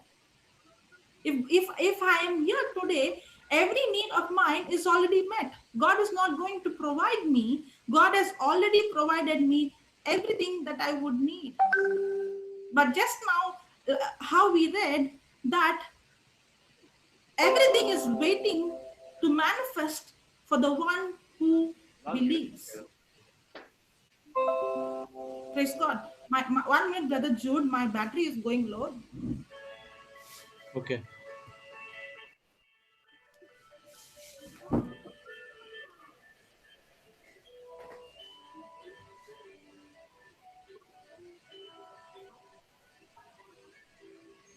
Praise God. Yes, as Sister Jocelyn said, so if we have, yes, brother, unmute. There you go. Praise God. Good morning. Good morning. Praise God. Good morning, brother. Your volume is bit low, Sorry? brother. Your My volume is volume low. is low. Brother, how do we No, make it's this okay. volume? I can hear clearly. Jocelyn has sharp ears. Be very careful whatever you whisper. You're speaking like my father now. Yeah. Okay. How are all you beautiful people doing? Well, We blessed. all blessed, brother, by God's grace. This is the difference speaking online. You don't even know whom you're speaking to. I mean, just when you're speaking live in a house with some people, and then it's like you get to see all the expressions, you get to see all the faces, and that's very encouraging. But I really need to honor you, Jocelyn and Jude. I thank you for your responses. I thank you for your smiles. I thank you for your, it's really encouraging to have you in front. Hopefully it is in line blessing all the other people who are in the audience. Praise God. Yes. Praise God, yes. Anyway, I really don't know how many more faces can you put on top? Okay, if you want, you can ask people. No, I can see Marina. Hi, Marina. No, there are Marina. I mean, their names. I know they are muted, but just that. Anyway. Okay, you know. Oh, wow. All right. It was the last working day of the month yesterday, and I came in pretty late. Praise God, it was a good month. Tomorrow will begin a new month. And hopefully we are getting out of this COVID situation. Amen. Amen. Amen. Okay, can we start? Yes. Yes. Almighty God and Father, you are the Lord of everything, Lord. You are our God, you are our King, you are our Master, you are our Redeemer, you are everything to us, Father. No matter what the situation, we know that we belong to you, God. We are your sons and daughters. Jesus, we just thank you for redeeming us, Lord. Father, we thank you for the precious gift of Jesus, Lord. And that is why, even though we are facing, like the world is facing this pandemic, this corona situation, we take authority and we speak against this virus, and we say to it, be eradicated. Be completely eradicated. Cease to exist in the mighty name of Jesus. For all the destruction that is caused, we proclaim that the comfort of the Holy Spirit would reach each and every family, each and every heart that has been affected by this pandemic, and restoration would take place in faith, in their resources, in their jobs, and in every area of their lives. That we would come out of this. We would come out of this even stronger than before, even more prosperous than before. And for this, we pray in the sweet and precious name of Jesus. Amen. Amen. Amen. Amen. Everything has to submit to the name of Jesus. Right? Amen. Yes. Yes. Okay. I am being led to speak to all you people on the topic of worship. Is that okay? Yes. All right. So, you know, if there is one thing that we do in the body of Christ, if we could choose one thing among so many things that we do in the body of Christ, for example, some people are serving, some people are preaching, some are teaching the Bible, some are fasting, some are praying, some are interceding, some are sowing, some do everything together. But let's say if we had just one thing that you could do, one thing, I personally would suggest worshiping, the one and only. Obviously, in the body of Christ, we do everything, and because I believe that when you get into worship, because of your relationship with the Father, and obviously with the Son and the Spirit, when you get into this intimacy, out of that will flow out every other thing that we have to do, we need to do. And all the prosperity that we speak about should be coming out of that posture of worship. You know, why do I say that? Why do I choose worship among anything else? Because anything else, I think, is a byproduct of what will come out of my relationship with God. It will decide how I, as an individual, perceive my God. What is my heart posture? The Bible says we love our God with all our heart and all our soul and all our mind and all our strength. How do we do that? Number one, it should be our intense desire to worship. Now, you might not always have the time, but you can be in the atmosphere of worship. Everything that you do can come out of that. You see, everything that you do in the body of Christ, ultimately, if you will notice, you do it for yourself. People might say, we are doing it for God. I go to church on Sundays for God. I go to this for God. That's not really, or it's not entirely true. If you go to church or you study the Bible, you are there to learn for yourself. You take whatever it is and you can build up your own life. You get blessed. If you're fellowshipping with other believers, you're building yourself up in the community. You are there having, this protection, the security of other believers around you. If you sow, you are going to reap. If you fast, you are going to be healthy. In every respect, you receive. In every, and that's really good. All these things are to be done. We are here as soldiers of the Holy Spirit. We are sons and daughters of God. We are here to do the works of God. But we do it out of love because we are already redeemed. But worshiping, in my personal opinion, is your own choice. Worshipping is something that you want to do because of your love for God. Worshipping is the only time, I believe, when you give to God of your whole self. You're here, you're standing in the presence of God, you're sitting in the presence of God, you're just being there, telling God, here I am for you, no agenda. No, nothing. I don't want right here, right now. I don't want anything for myself. I am here only for you, for who you are to me, for what you are to me. It is the only time when we give of ourselves, and I believe God gets to receive from me. In any relationship, if you call it, there is love in it, then there will be this kind of intimacy. There will be this kind of worship. In fact, Jesus made it very clear in Luke 10:42, and I'm talking about that incident with Martha and Mary. where Martha is this incredible hostess. She's inviting Jesus and his whole gang to come to her into her house. And the Bible says she has a sister called Mary who was seated at the Lord's feet, listening to his word.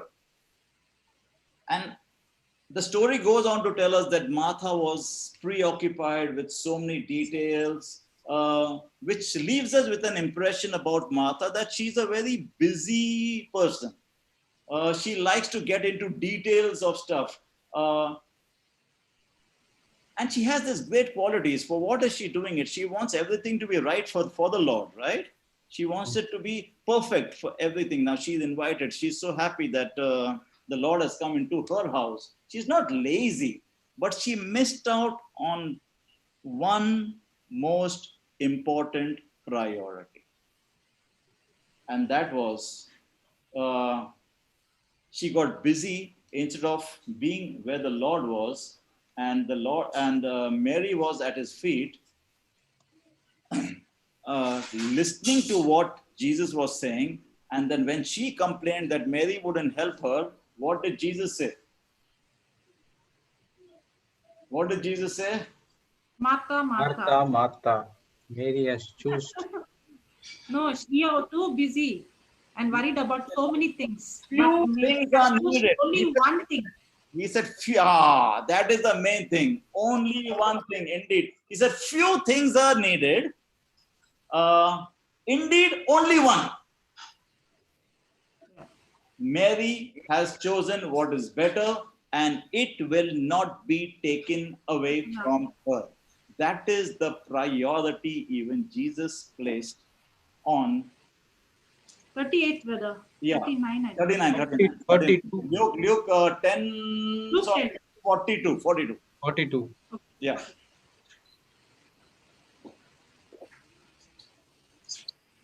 Can you see that? But one thing is needful, and Mary hath chosen that good part, Good. which shall not be taken away from her. Yeah. Taken away from her. Correct. So anyway, just focus on one thing is needed, or this is the only thing. Not that the others are not important, but if you have to choose, then this is it. Reverence, worship, eyes on our Lord. Everything else will stem out from that place. Okay. See, for us to genuinely worship is first and foremost to be in awe of the one who created us. We need to know who we are, whose we are, and never confuse the two. If I genuinely have to get into worship, I mean, with a genuine heart, nobody forcing me, I want to. I love my God so much. I love my Father so much. I mean, I place such a high value on Jesus. If I really, and my heart says that, I just want to finish what I'm doing and I just want to get into worship and all of that, that kind of posture, that kind of attitude, in my opinion, will only come if I myself know my identity. If I'm confident in my identity, then I will operate in that kind of freedom, which will enable me to worship in a manner which is pleasing to God. Worship is not something that we do because it's one of those things you just do. Worship is honor to God. It is spending time with God. It's like a child, a daughter and a mother, father, son, father, daughter, whatever. But it is something like that. So before I even get into the topic of worship, I would like to digress a little bit, and I would like to speak about ourselves. How do we look at ourselves? What is our identity? How we should be seeing ourselves? Who actually the scriptures say we are? I hope that's okay with you. Yes. Are we good? Yes. Yes, brother. Okay. 1 Peter 2:9.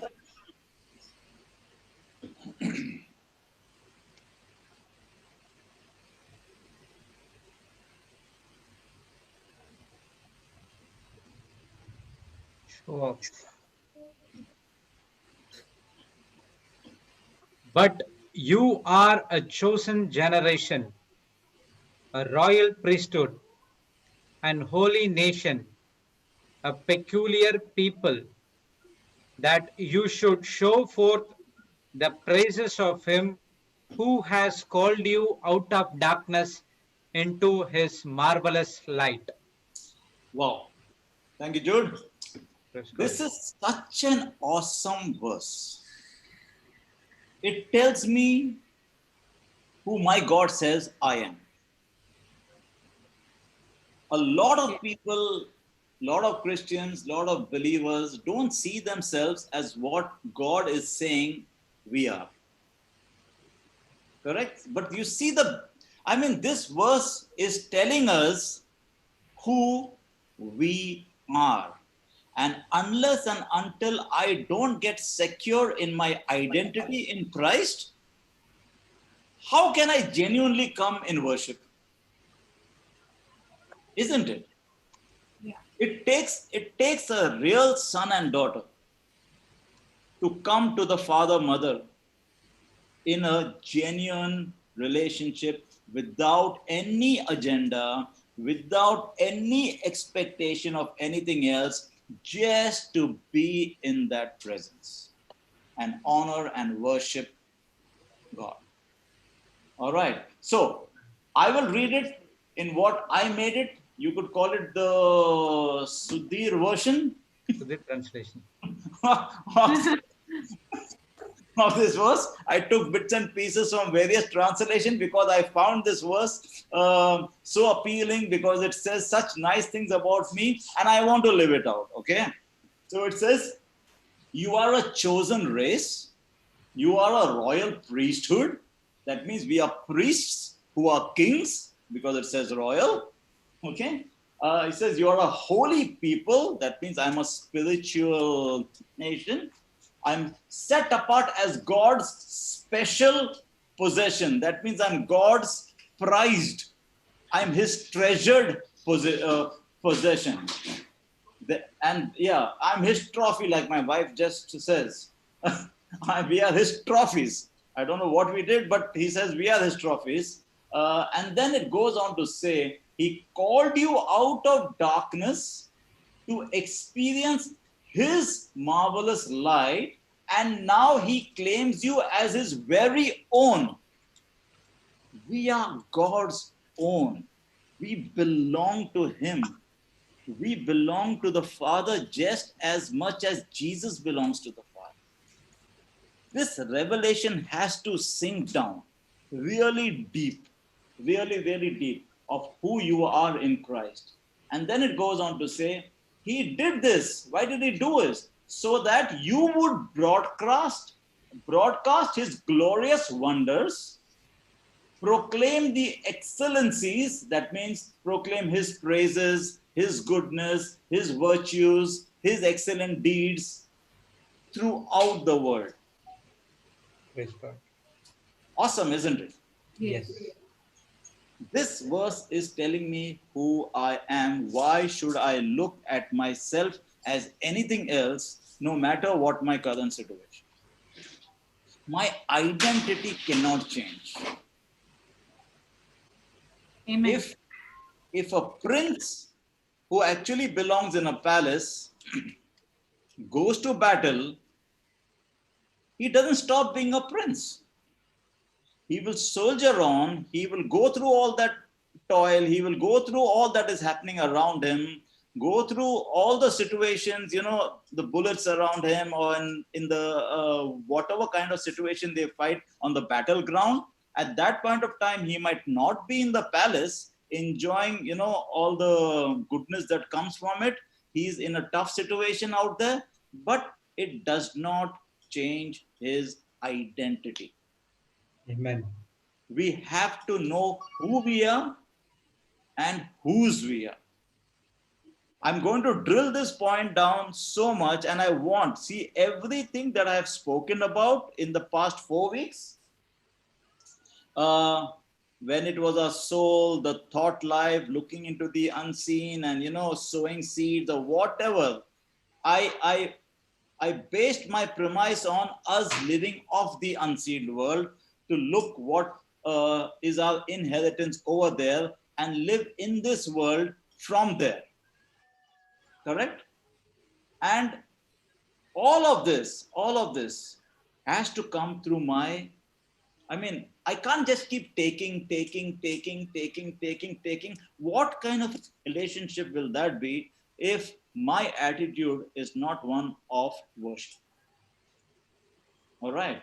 So again, we are a chosen generation, we are a chosen race, we are a royal priesthood, we Holy are people. kings, we are holy people, we are set apart, we are God's special people, we are his treasured possession, we are his trophies, we are his prized possession, we have been brought out of darkness, we have been brought into his light, and we are his very own. He's done all of this so that we can proclaim his goodness, his glorious wonders throughout the world. Isn't it? Yes. Do you know why Moses had to be raised in Pharaoh's house? That's an incredible story how he got into the palace, right? Yeah. So when God has his hand, his gracious hand upon your life, when he has a purpose for you, and he has a purpose for each and every person who's born in this world, because I personally believe that God is very intentional in what he does. Okay, he's very purposeful in what he does. He doesn't do something just for the sake of doing it. He's not wasteful. So if he's created us with a purpose. Our job to find and fulfill that purpose. To find, okay, now a lot of people don't get in line with their purpose, and that's okay, because then God will say, okay, you're not doing it, I'll ask somebody else to do it, you know. But we are here with an intention, with a purpose. And when he puts a purpose, he puts everything that is required for us to fulfill our purpose in place. We need to have the eyes to see it, and that is why we have his Holy Spirit inside of us. Today we live in a superior covenant. We have the Holy Spirit living right inside of us, leading us, guiding us, never to leave us, never to forsake us. It's up to us to take advantage. God will never force himself upon us. He's given us that free will. We get happy by or joyful by what has been placed inside of us, and then we take advantage and we step out in faith. Okay, so personally I believe that Moses was, I would say, created to lead the Israelites out of slavery. So if he has to lead millions of people out of slavery, what kind of mentality he should be having? He can't himself have a mentality of a slave, can he? So it is my personal belief. Like, for example, even if we had to bring people out of slavery, why be in a palace before that? I mean, this is my personal thing. I just believe that he had to be raised in Pharaoh's house so that he would learn how to be a prince and not have that slave mentality. He would be because a leader, any leader who is in slavery internally, he cannot free those people who are in slavery externally. If you yourself are in the dumps, how do you get somebody else out? You need to have the mentality of royalty. I mean, somebody who's confident.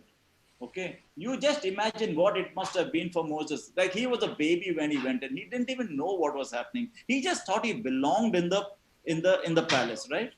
He just thought he belonged out there, and so he behaved, and those behaviors came into him. He must have known living in a palace that he's a somebody. He's significant. He must have been accustomed to being accepted and loved. He must have been accustomed to people listening to what he is saying. Because he knew he was significant, he had confidence. Because without confidence, he would never feel empowered to do anything that he ultimately did for his Hebrew brothers. Right? Very, very important.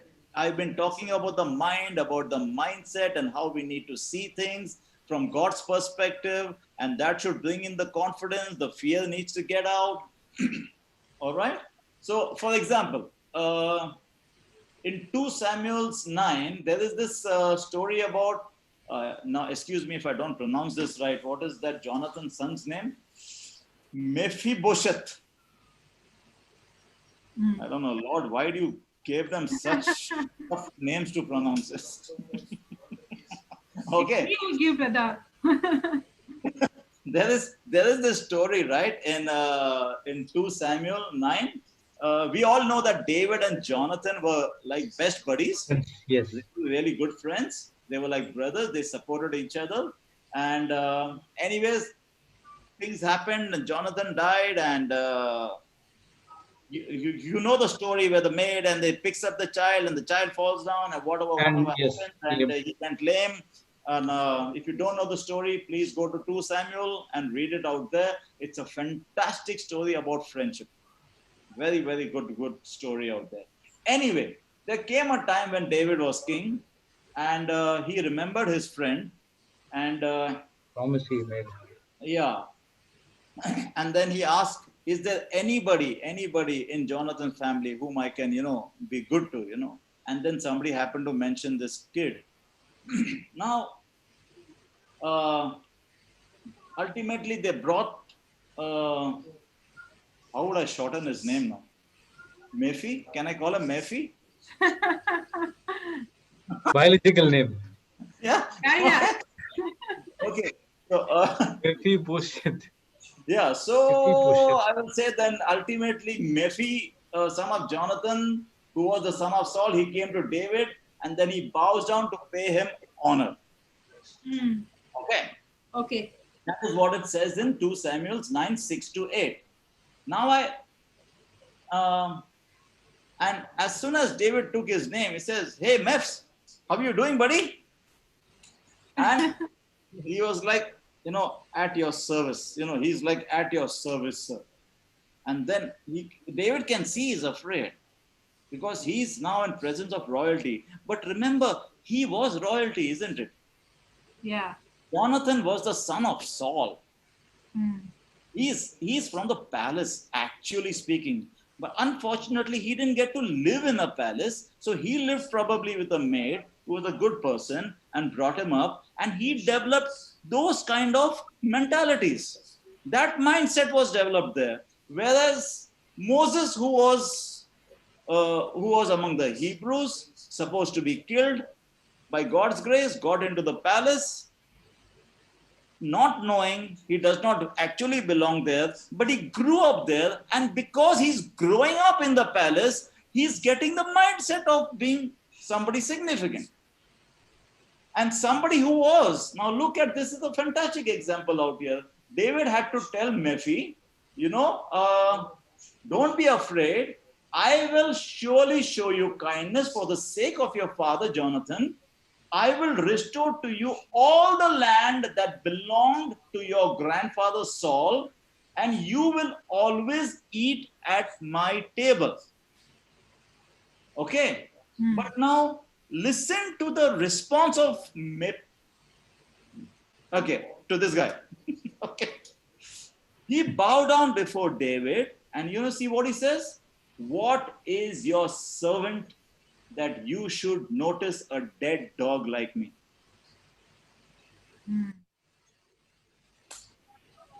He was Jonathan's son.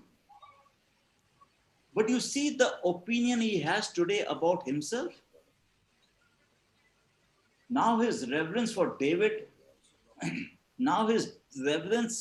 is coming out of a servant's mentality, not because of David's greatness. Similarly, if we do not see ourselves as the beloved of God, as the favored ones of God, the one who God loves so much that he sent his son to save us, that Jesus paid the price to redeem us into the righteousness that he has, that we have access to the Father directly today. If we do not develop the mentality of royalty, that we are prince and princesses, I will then go approach God just like this guy is approaching David, like somebody who will help me out, and therefore I will honor them, but not as a son.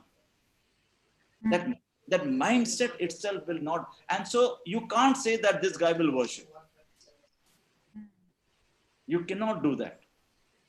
The more you think about the kind of person Moses must have been, the more we can see what kind of people can be when we have been taught that we are significant and not insecure about who we are. Confess that I am significant. I am significant. Do that every time. I belong to the Most High God. I belong to the Most I'm High a child of the Most High God. I'm the child of the Most High God. Yeah, but unfortunately, like Moses, most of us were not raised with the idea that we are significant. We looked at our present circumstances, where we were born, and we took that as our reality.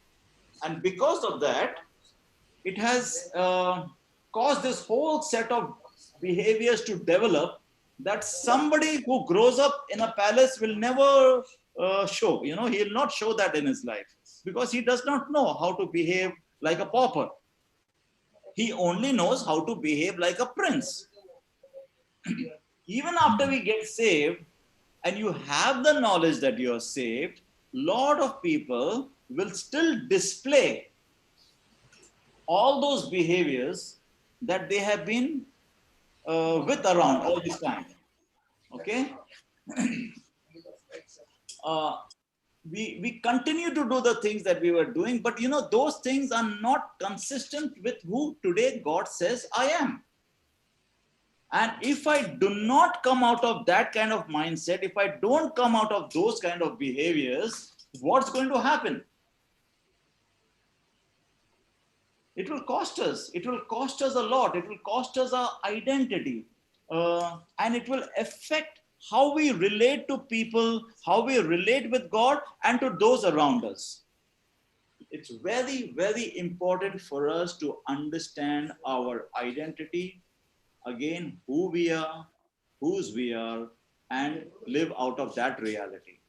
We need to leave pauperhood behind and to think and act and walk in the authority and power of our kingly and priestly call. Each one of us have a calling on our lives.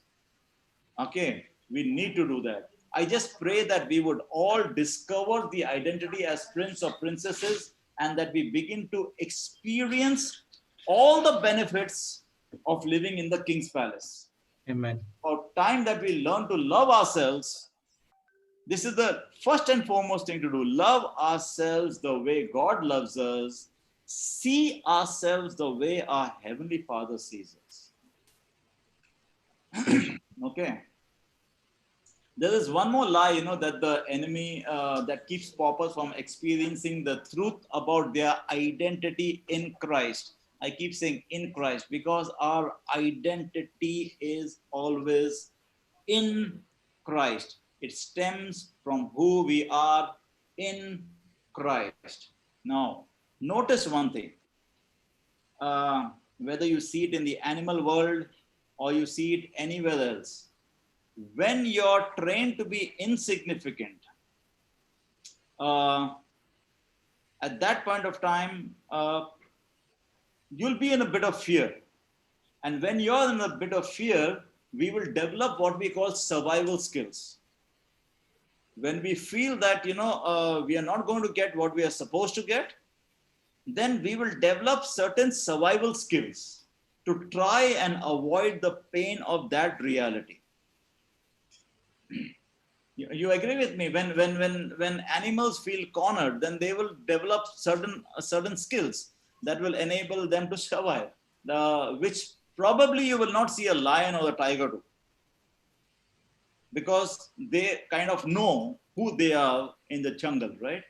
All paupers have this common belief that there will never be enough for them. See, if I'm continuously going to think about what's next for me, what's next, will this happen, will that happen, I cannot come in the presence of God in genuine worship. Because with the pauper mindset, we will live in fear, we will struggle with the feeling that the well is about to dry up. I hope there is a constant flow. Most of them will go in prayer, hoping that because I came in prayer, now God will do something for me. Everybody knows God is my provider and can do all things, but they are not sure whether he will do it for them. So they keep asking others, please pray for me, please pray for me. Now, that's a pretty skewed relationship. If my son needs something from me and he has to go to his friend in the next house and say, can you tell my father that I need this? What? I mean, even his friend's parents are going to think, what kind of a relationship this son and father have? Isn't it? How can one worship when you are in that kind of relationship? What kind of respect is any son, or what kind of honor, reverence any son who does that will show towards his own father? Okay, that means you're coming, you're getting into worship, you're getting into prayer, you're coming to church, you're doing whatever you're told only because of what you can get out of it, not because you're secure in your identity in Christ. One thing is for sure, God has never intended for us to live in poverty in any area of our lives. Wants to prosper in each and every area of our life. Amen. Yes. You Amen. got it. Bible is full of promises of God's provision for his people. You know, even the richest guy, Solomon, you know what he said in Proverbs 37:25? Can you put that up? Proverbs 37, I think, verse 25. Proverbs 37. 37, yeah. Proverbs 37:25.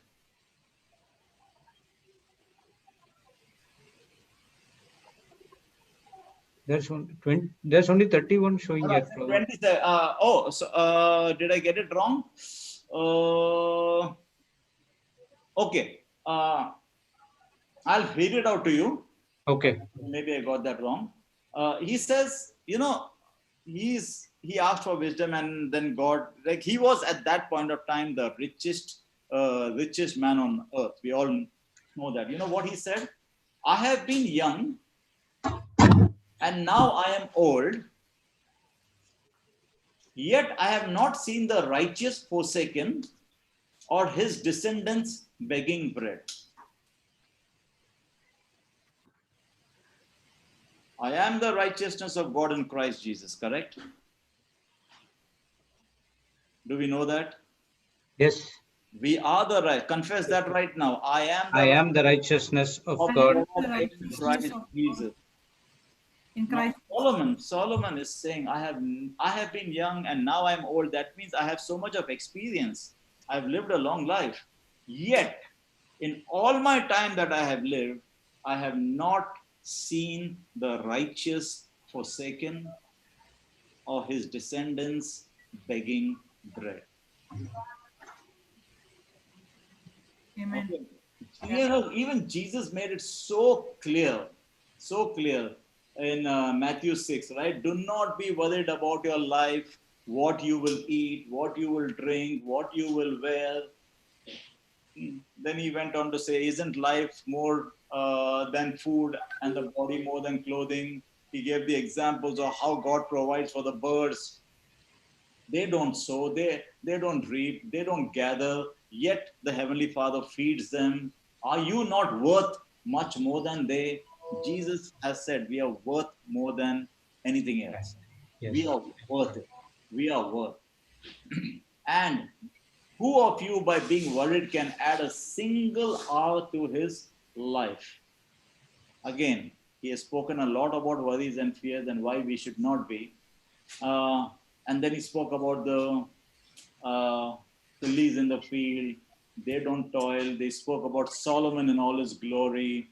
Even he was not as well clothed as those in the fields, whatever it is. And then he goes on to say, seek first the kingdom, seek first his kingdom and his righteousness, and all these things will be added unto you. And this is my confession. I have made it, I think, probably every class I took with you, that this has been so true in my own life. This verse, Matthew 6:33, seek ye first the kingdom of God and his righteousness, the rest will be added unto you. The kind of stuff that has come into my life today, I know I could not have made it happen on my own. Neither me nor my qualifications, my background, nothing could have made that happen in my life. It is purely my belief in this verse. It is so true. All right. So, a poverty mentality or a poverty spirit, I would say, will develop or will lead a pauper to develop a survival mentality. So now, when you develop that survival mentality, now you start to think, what should I do? What should I do? What should I do? What should I do to make this happen? What should I do to make that happen? It's always about me and only I can make it happen. When you are in that kind of a mindset, how do you come and worship? I mean, genuinely. When you worship, if it's not genuine, please do not worship. We will get into the topic of worship in depth, but I'm just trying to bring out our identity in Christ, how we should be seeing ourselves, and only then can I walk into the freedom of God's presence, in the freedom of the Holy Spirit. The Bible is so clear, where the Spirit of the Lord is, there is freedom. Freedom. The Spirit of the Lord lives right inside of me. But then, is there freedom? If it is, well and good. If not, check yourself. Question it. I have the Holy Spirit living right inside of me. Why am I then not walking in freedom? Okay, the fear of lack, always. The fear of lack is based on lies. And until those lies are not broken, people will not be able to recognize God's provisions in their life. They will never be freed in their minds enough to worship from the heart. Because constantly they'll be thinking of what's going to happen next. When can I get what I want? Their mind will be so preoccupied that you will never, your mind will never be freed up to worship from the heart. Okay, I'll just like to illustrate one point from the story of the prodigal son. We all that's a very famous story, correct? Yes. The story of the prodigal son from Luke Yes. 15. We know that what happened, and he asked his father for his inheritance and he went away and then he squandered all his inheritance. After he did that, he came back home seeking refuge. Right? Yes. Yes. But the father was so excited to see him that he threw a party. And he had been saving the fattened calf for such an occasion. And finally that time came to celebrate. And everybody came to the party, everybody came to the festivities, except for the elder brother. He stayed out in the field. Okay, now let me read this. Meanwhile, the older son was in the field. When he came near the house, he heard music and dancing. So he called one of the servants and he asked him what was going on. He says, your brother has come and your father has killed the fattened calf because he has them back safe and sound. And then it goes on to say, the older brother became angry and refused to go in. So the father went out and pleaded with him. Okay, the father, and he said, but he answered his father. Now I want you to hear clearly the words of the elder brother. Listen to me very clearly. I'm reading it out. Yes. He answered his father. He said, look, all these years I've been slaving for you. I never disobeyed your orders. Yet you never even gave me a young goat. To young good. I'm just pausing there. I'm going to read that again. Young good. It says, all these years I've been slaving for you. Whom is he talking to? Father. He's talking to his father. Father. What is the word he's using? Slaving. I'm slaving for you. Do sons slave for the father? No. Okay, point to be noted, okay? He says, I've been slaving for you, and yet you never even gave me a young goat. That means you didn't even give me a goat, and you killed that fattened calf for the guy, my younger brother. Wasted the money. Yeah, he did that. But listen to what the father says. The father is so shocked that he says, you are always, now look at this from the father's point of view. He says, you are always with me. Everything I have is yours. Yes. Okay, everything I have is yours. Yours. I'm just celebrating the fact that something was dead and has come back to life again. I would expect you to be happy about it too. Correct? This is the mentality of a child of God. That I'm happy in the good happening to somebody else, no matter what that somebody else has done. See, whenever you are secure in your identity, you can be happy and not jealous when good things happen to others. You can even rejoice for the other person who gets promoted in the company ahead of you. Why? Because you know who you are, who you belong to, and where your provision comes from. Amen. Once you're secure in that, it will not bother you who in the physical world is being promoted ahead of you. Yes. Praise God. Okay. Now, now look at this story. When the father, now please, as I talk, please picture stuff, okay? It's very important that as believers, we create these pictures and we become what we behold. The father, when he did not see his older son at the party, he went looking for him. And when he went to him and he's asking, why aren't you coming to celebrate? The father wants us to celebrate. Goodness. It does not, don't look at for whom or for what is the celebration. The father wants you to rejoice with him, celebrate with him. I think if I'm not mistaken, the word of God says when one person gives his life to Jesus, the angels in heaven rejoice. Correct? Anyway, so it says out here, he found him, he said, why? And then the older brother with all this anger pent up inside of him, and he yells at his father and he says, you gave him the fattened calf, but you haven't even given me a goat. This kind of stuns the father because he looks at his son and says, I gave him the fattened calf, but you own the farm. Amen. Again, depends on your mindset, how you see things. How you see things. Yes. The spirit of poverty has to be destroyed in my life. No matter. Don't come back to me and say, you don't know my situation. I don't even want to know your situation. All I know is that you are the child of the Most High God. Okay. The revelation of our true identity in Christ has to destroy the spirit of poverty in our lives.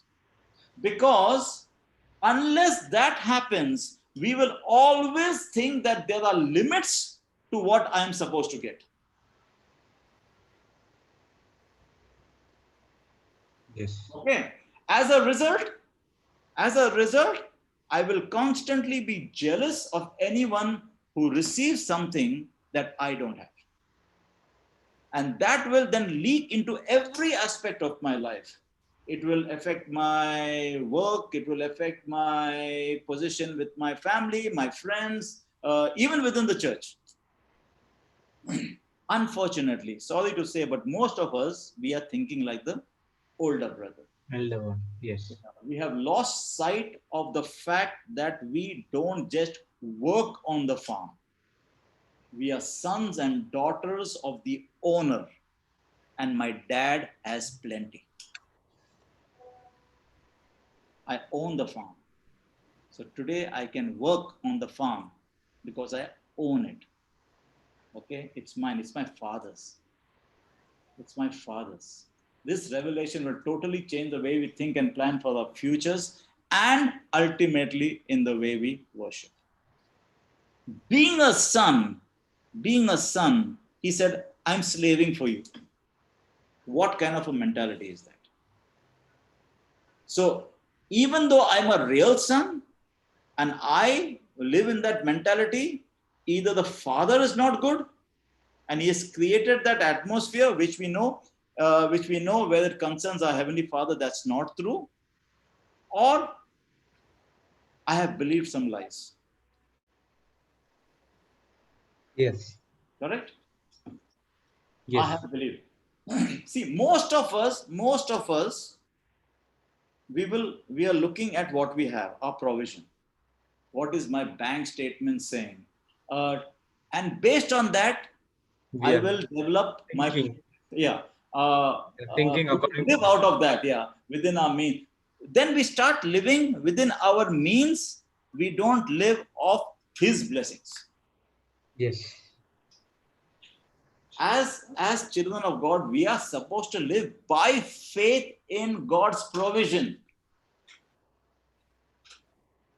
Correct? Yes. We are not supposed to live within our means. We are supposed to live by his blessings. God's provision. Yes. We have been called to live beyond reason and far beyond the borders of our ability. Man, I'm telling you, if I have to live on my ability, I will not be in the place where I am right now. Yes. I should be sharing a room with 10 other guys. Praise God. Like so many, yeah. Praise God. Okay. So that is why I'm saying I know who I am and whose I am and where my provision is coming from. If we can't do anything more than the rest of the world who are not believers, they are thinking, then please at least don't go and tell somebody we are part of a church of a living God. Because if you go and you talk to somebody the way you speak, and you said, oh, I am part of the church of the living God, that person is going to like, that's your God? I'm sorry, I don't want to come in there. Okay. Yes. Right. Please understand, being part of the body of Christ requires us to live by faith in God's provision. Yes. Okay? Yes. Yeah, see, I'm just trying to get our identity right. Once we have our identity right, once we are secure who we are in Christ, worshiping should come naturally to me. And that is one thing that the Father loves the most. If you love somebody, wouldn't you want to do something that that person loves the most? Yeah. I mean, that's natural, isn't it? Yeah. When you really love somebody, like I love my son. Now his feet are growing. Now the football season is going to start next week. He comes to me and says, Dad, my shoes are getting tight. Can you order? I said, let's go to the shop. He says, no, let's go online and get it from the professionals. Now, given the present situation, with all the salaries being less and all the things being cut down and, business being what it is, okay, yesterday night itself, I had to sit and place an online order for his shoes. based on his feet size. And it's going to cost me more than any other shoe I have purchased for him in the past, because that is what he chose. So that's what he loves, that's what he likes. I love him, I want to give him, but that does not mean that I give him everything that will destroy him, but this I know he will use it to its maximum. Yes. And in the current situation, I placed an order. I just asked the Lord, what do you think, Father? I have to involve my provider, my dad, his dad, in the decision. And I felt peace in spite of knowing, it would be around 300 pounds. Oh, 300 pounds. Now you make the calculation. I think 24,000, 25,000. you got it? No. 20 to 30,000. No. Yes. 300 pounds, sister.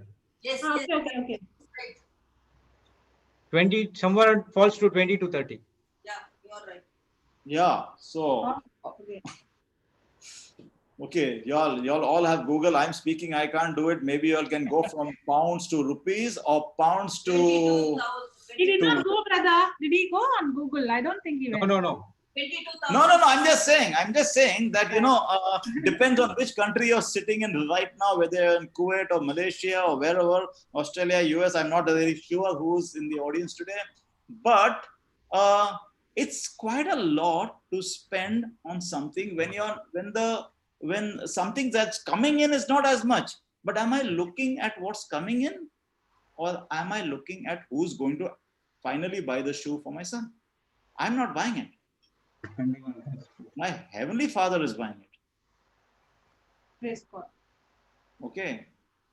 I live by His blessings. Yes, God. Am I asking you to be wasteful? No, it is a requirement. Yeah, he has to wear a proper shoe. He has to wear a proper shoe. Now, can I get a good one for half the price? Yes. Yes. If Yes. the neighbor's son, if I am supporting somebody, would I pay this amount? No. I wouldn't. I'll get them a good shoe if I have to, out of the goodness of my heart. Out of the Yes. goodness of my heart. But I don't love them like I love my son. Yes. Right? So whatever I do for him comes out of love. Okay. At the background, because as a human, I might be limited. So I might think, where else can I save to make? Even that I should not be really doing. But I might say, okay, let's conserve here. Let's, be conservative out there. But let him have it purely because of love. Anything that we do as believers, we do it out of love. The works that we do has to come not because of what I can get out of that relationship, but because I am in this relationship and I do what I do out of love. Okay? We daily trust God for our substance. When we do that, when you trust God for your substance, you will automatically tap into heaven's resources. And why can I confidently say that? Because Paul said in Philippians, the very common verse, my God will supply all your needs according to his riches in glory in Christ Jesus. Did you get that? Yes. Yes. He said, God will supply all our needs according to his riches in glory. God is not supplying according to my need, but according to his riches. Wow. Okay. See, the unspoken belief is that people who receive a paycheck don't need to believe God for their income. Now, that ideology is problematic. Why? Because if we stop living by faith, when we start receiving a regular income, listen to me carefully, what we are then doing is we reduce our provision down to our ability to perform instead of the Lord's ability to provide. So there are two things. It is my ability to perform and get a salary. On the other side, there is the Lord's ability to provide. What you want to place your faith in? God's ability to provide. That should be the case. But I'm saying that when I'm secure that I'm getting a paycheck every month, does it then stop me from placing my belief in God's provision? Yes, possible. Possible, isn't it? And it should not be happening. That should not be happening. I should know who is my source, who is my provider. That is. So anyway, I can live. Maybe till your retirement day, you will be in a job and you're so secure. It's a government job and people want a government job because they get a steady salary. No matter what happens, you retire and the pension comes in. So ultimately you're secure in your paycheck. In other words, if I'm so secure only in that, then I am not looking at the abundance of what my Father can provide. I am limited by my paycheck, what I can earn. Choice is yours. All right. Anyway, so this pauper mentality, it can be found in every level of society and all walks of life. We have seen it all around us. Also, we see it. But a person's bank account is not an indication whether or not they are experiencing God's provision or not. Let me say that just because you see somebody has a huge bank balance, not necessarily that it was God's provision. Somebody can have a lot of things, and I know some people who are multi-millionaires, but they live in such fear of losing it all. Yes. Like, you have this, man. You have this. You have all of that. You can your next generation can live off the interest. But that insecurity, man, I've seen it in some people. And I talk to my wife and say, like, how can she be like that? Or how can he be like that? Just look at what they've got. But then I look and I say, the peace, I have the God of peace and the peace of God with me. How good is that? Praise God. Okay. Wonderful. Yeah, because if the next 2 months the salary don't come, then in the physical, I don't know what to do. But where do I place my eyes on? The unseen, my God, my provider.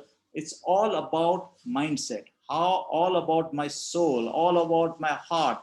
Everything, the issues of life come out of it. We are still continuing on that same topic, no matter what we speak about.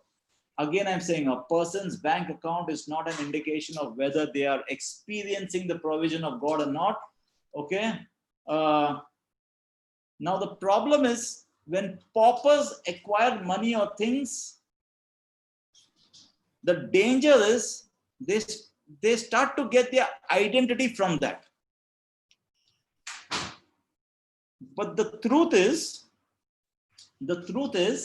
a man is not measured by what he has, but actually by what has him. Very important to know. A man is not measured by what he has, but by what has him. Have I made that distinction clear? Or did I confuse you? Yes. Brother Jude is thinking. No. There was a question from chat, so I was responding to that. I missed that. What is the time, brother? I'm saying a man is not measured by what he has. Yes. But by what has him. What has him? Yes. Okay. Yes, that is. You got that? Yes. Jude is smart. He's intelligent. He's clever. He has the mind of Christ. Yeah. Through the mind. Yes, through the mind. Amen. Praise God. Amen. Great. Okay. When we live just to get things, or we work so much that we don't have time for the important relationships that we have in life, then I wonder if we own things or things own us. Things owns us.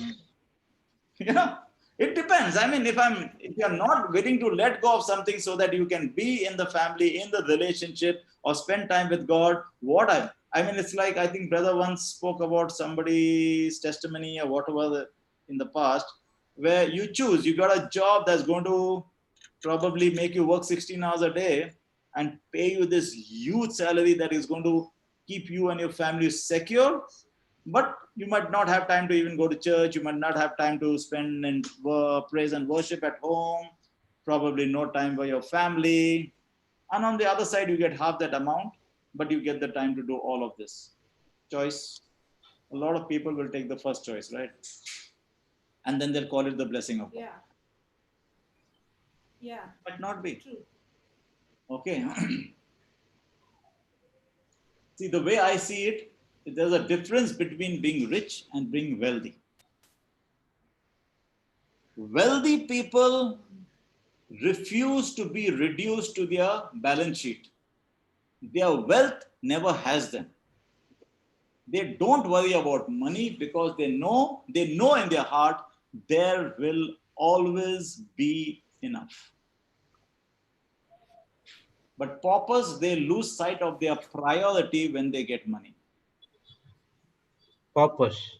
Paupers, yeah, the people opposite of the prince. Okay. Okay, I'm so poor. Okay. I have nothing.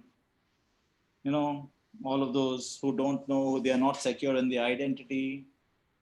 Okay, so they will get there when they get all the priorities will go haywire when suddenly money or stuff comes in their life. But princes, royalty, royal priesthoods, we who are in the king's palace, we don't get our identity from what we have, because our identity should never depend upon our possessions or even our performance. Since I performed well here, since I do this in the body of Christ, that is why. No. It is who I belong. Remember, princes, they own things, but they will never allow things to own them. Everybody needs to know, even the things need to know who is boss. No thing should stare me in the face and say, you know, I am your master. I, as a child of God, should be able to look at anything and know that he is my slave. He can't have me. I have him. Okay? Princes, the people who have this mentality that, things don't own me, the result is they live a worry-free life that Jesus promised, and now they are free to seek the kingdom of God, knowing that everything they need will be added unto them. You see how it all connects? Once I'm free in my identity, once I'm living a worry-free life that Jesus is talking about, when I don't allow things to boss over me, then I'm free now. Because I don't have that tension or the worry where my supplies go, where my provision is going to come from. I'm free now to seek first the kingdom and know that all my needs will be taken care of. All my needs will be added on to me. Right? Yes. See, the promise of princehood, if I call it. Being a prince, being a princess, okay, is filled with the Father's blessings. Every father wants to lavish his love upon his children. And so you need to know that your Father loves you. He wants to lavish blessings upon you. He wants to pour out more and more blessings upon your life and give more than you can contain. In fact, in Psalms, in Psalms 112, I'll read it out to you. It says, David says, how blessed is the man who fears the Lord, who greatly delights in his commandments. His descendants will be mighty on earth. The generation of the upright will be blessed. Wealth and riches are in his house, and his righteousness endures forever. It's not coming and going. It's not a fading glory. It will endure forever. See, Forever. I'll tell you something. God wants me to know that I am significant and not be insecure of who I am. God wants me to live in my identity as a prince and experience all the benefits of living in the king's palace. I'm telling you, leave pauperhood behind and think and act and walk in authority and power of your kingly call, priestly call. Okay? Love yourself the way God loves you and see yourself with the Father's eyes. We need to live in our identity as a son and not as a servant. These are just some points I put down and I'm stating to you. This is who I need to live like. Okay. Again, I want to touch upon as briefly as I can, if possible. Connected to this is how we look at humility. Okay, I'm not even got into the main topic of what I really want to speak to you about, worship. But if I don't clear these stuff, then you will not be able to see why you should get into that kind of a relationship with God, why you should worship with gay abandon, why, putting your all, giving yourself to God in worship. You will not see it unless and until you're clear about certain things, the foremost being who you are, whose you are, what is your identity. Is that okay? Yes. Okay, humility. I've heard a lot about it. Various people said various things and a lot of things confused me that, anyway, so I've come up, I've heard some preachings which I'm sharing with you, which I believe to be true. But one thing I know is humility is not demeaning yourself. Okay. Humility is understanding where your greatness comes from.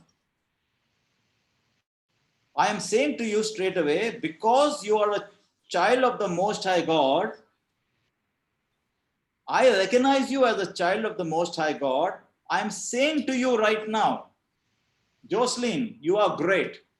Jude, you are great. Marina, you're great. Anita Serrao, you're great. Who else is here? I don't know. But whomever I'm talking, you are great. Now, don't turn around and say, no, that's not me. I'm not great. Please. God does not make inferior stuff.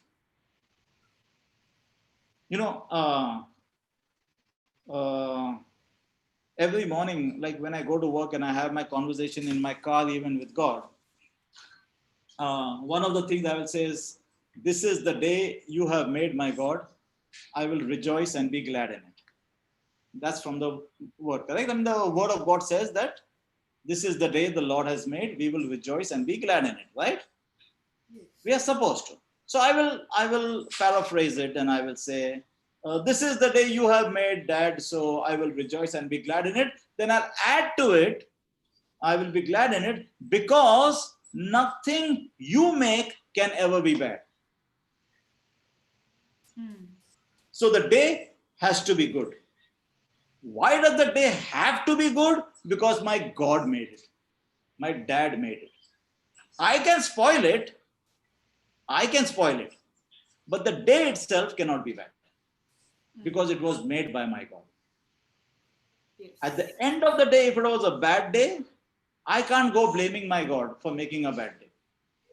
I can start looking into myself where I messed up to make it, or what was the circumstances that were allowed in my life to build me up.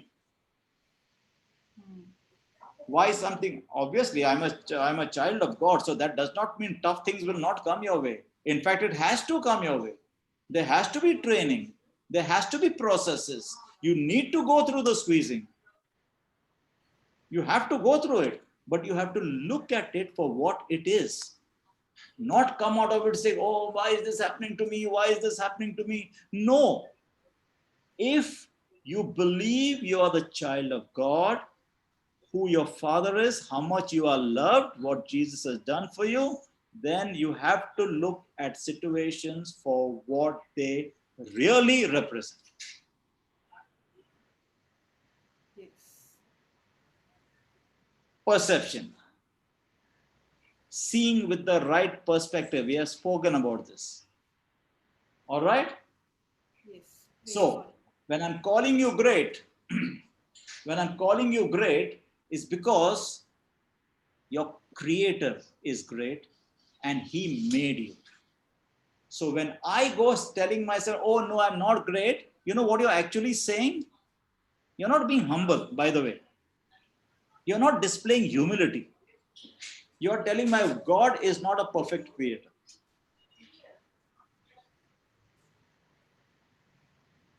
Okay, I'm going to make the distinction, all right? You are not great because you made yourself great.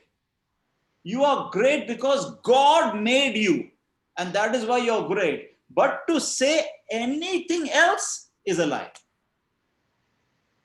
And this lie is still alive and well in the minds of many Christians. And because of this lie, strategically, it has kept us from walking in the fullness of our identity in Christ.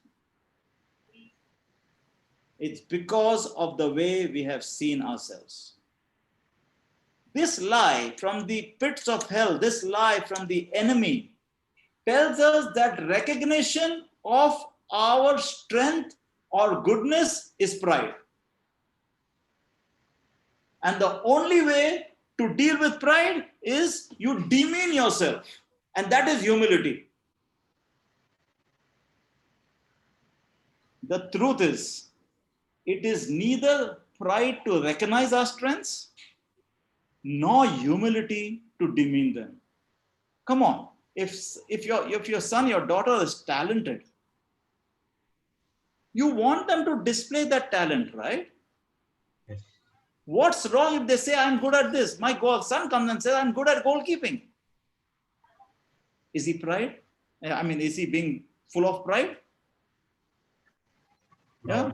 But if he comes to me and says, I'm the best, I'm okay with that. But if he's going to put down somebody else, now I will call it pride.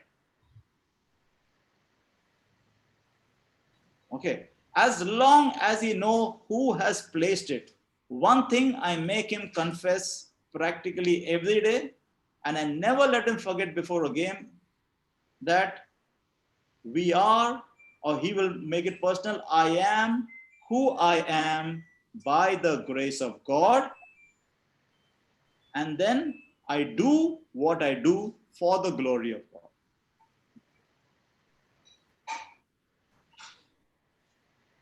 Correct? Yes. I am who I am by the grace of God.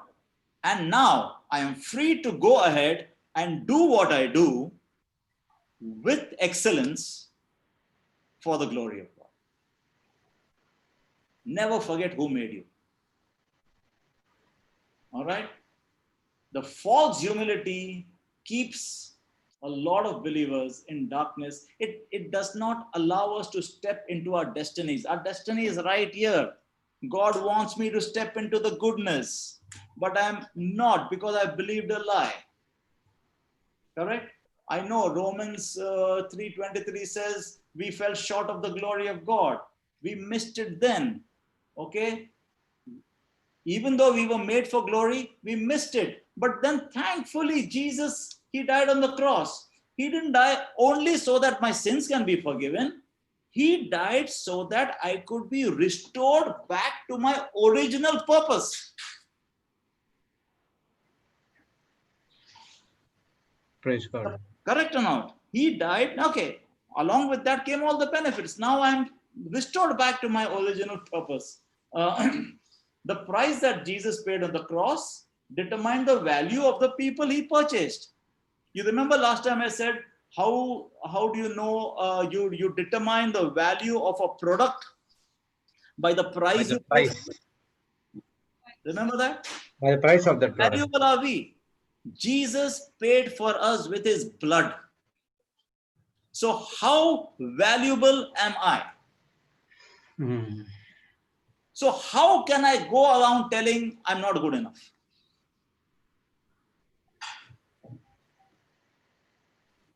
Right? Yes. We were created to share God's glory and to bring him glory. After all, who is greater? A bunch of people who are living in low self-esteem, or a king? Okay, you have a king and you look at the subjects. All those subjects are like, people having very low self-esteem. And then you look at another king, and he has this great army of confident people who take pride in serving their king. Who is greater? My God is exalted. My God will be exalted by who I behave as a son. Right? Somebody looks at me and they'll ask, who is his father? Now, they are not going to ask when I'm going to behave like a pauper. Okay, and say, no, I'm so humble. I don't like to do this and I don't like to do that. I don't like to mention this. And no, why not? Why not? Okay, so don't get a skewed idea of humility. We are here to glorify the King himself. As long as we acknowledge where our greatness comes from, we are not in the danger of pride. Okay? Praise God. You saying you are not great does not glorify God. We glorify him by acknowledging that he is the source of my greatness. Humility is not demeaning ourselves, but exalting our God by our lifestyle, acknowledging he made me who I am. This call has been given to not only individuals, it's given to us collectively as a church. The church is supposed to go out as the body of Christ and do the works of God now that they are free to do it and, make God known. Okay. But if we fail to see ourselves as worthy, in spite of what Jesus has done for us, we will fall short of our calling. And how do I go to worship with that attitude? You'll go to pay homage, but you'll never go as a son or a daughter in worship. Fully from the heart. My time is yours, my body is yours, my mind is yours, everything. No agenda, just here for you, Lord. See, if I'm made by God, then I'm made with a purpose. If I'm made with a purpose, I'm supposed to extend some influence here in this world, correct? Each one of us. Some influence we are meant to have in this world. But if I have a pauper mentality, if I have this false humility, that will make me ineffective. See, when we came to Christ, it was humility to honestly assess ourselves as sinners. You come humbly in humility. I am a sinner. You remember that story that Jesus said about that Pharisee and that one guy in one Praying in corner, the synagogue. admitting that who he is as a sinner. Yeah, That's humility. Publican and tax collector and the Pharisee praying in the synagogue. Yeah, one knows who he is. He's coming and acknowledging that that the other guy is in pride. That's a perfect example of pride and being humility. Yes, we also was like that tax collector who with his head down, confesses whatever, and that is when we were a sinner. But after what Christ has done for us, to go back and say that I'm still that, then we are denying what Christ has done for us. If you still go back and say I'm a poor sinner, after you have been redeemed by Christ, then you are actually denying what Christ did for us.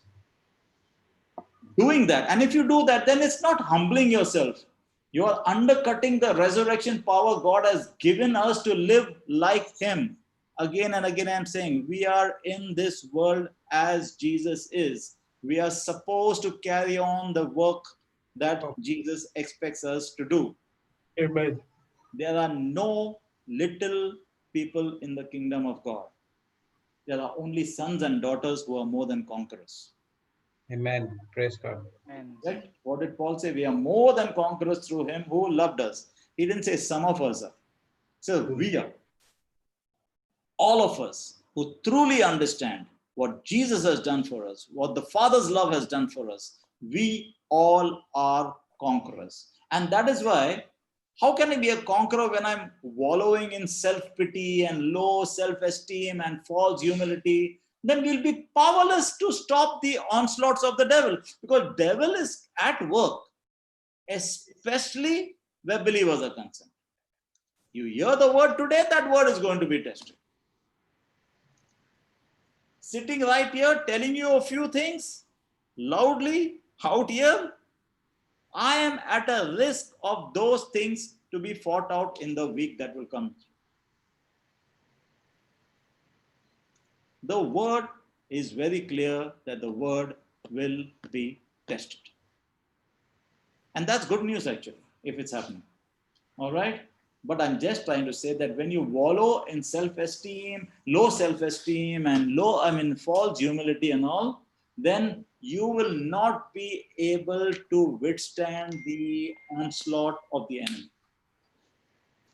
And that is why you have many paralyzed people today in the body of Christ.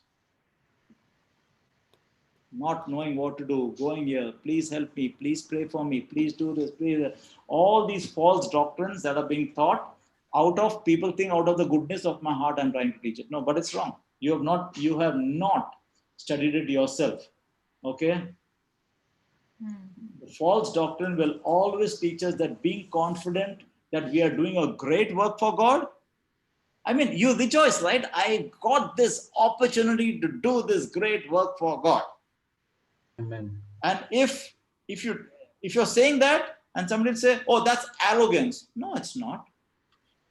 It's arrogance if I'm thinking I am doing it with my own ability.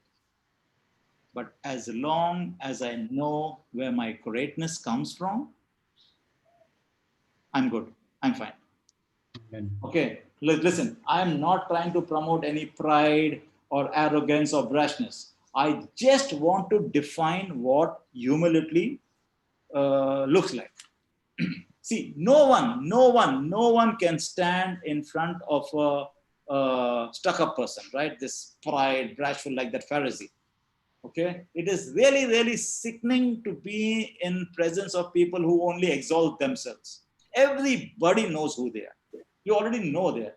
Okay, they believe I am self-made. This is who I made myself to be. This is my company. I built it up. This is my baby. I put in the work. You're an actor, you're an actress, and you say, I struggled. I did this, I did that. Maybe. But you can't stand to be around those people, right? And then again, on the flip side, if you see that those who feel very bad, oh, nothing happens for me, I don't get blessed, I don't get this, I don't get, they are people who are also arrogant in the sense that they unconsciously, without knowing it, are making themselves the center of attention. Okay, even that is arrogance. See, humility is not thinking less of ourselves, but thinking of ourselves less. Did I make myself clear there?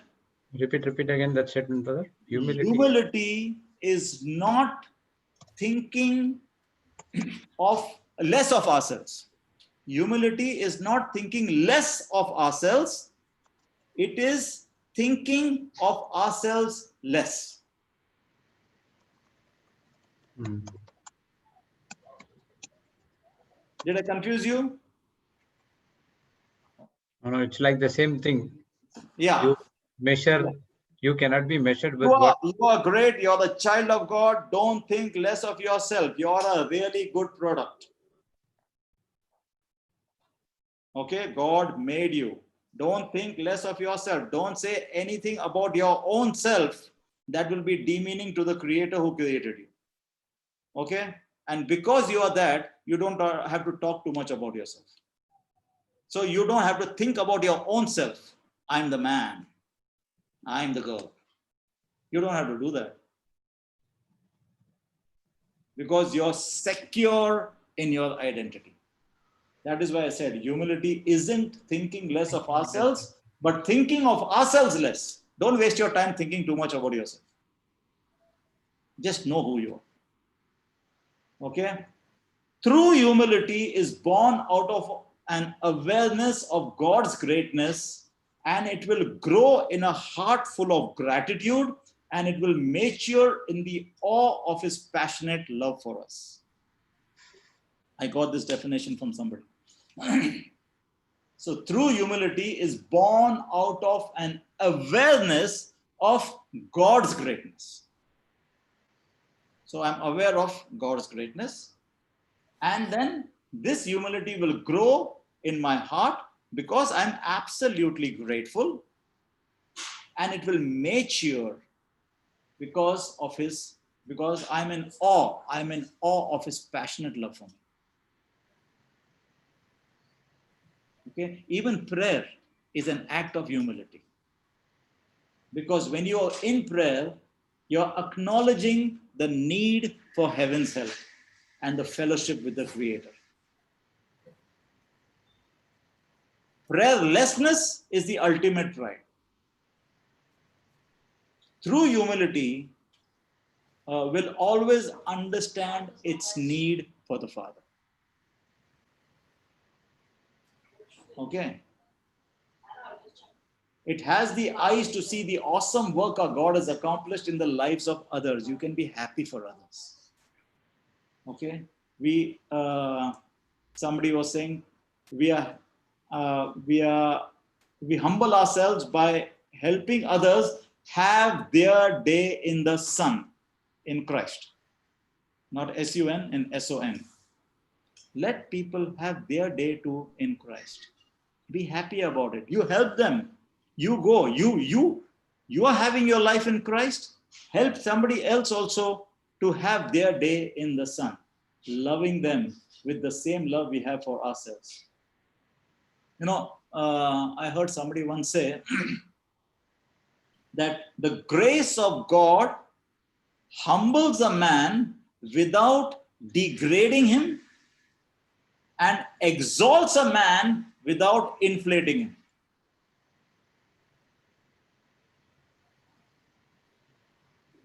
Got that?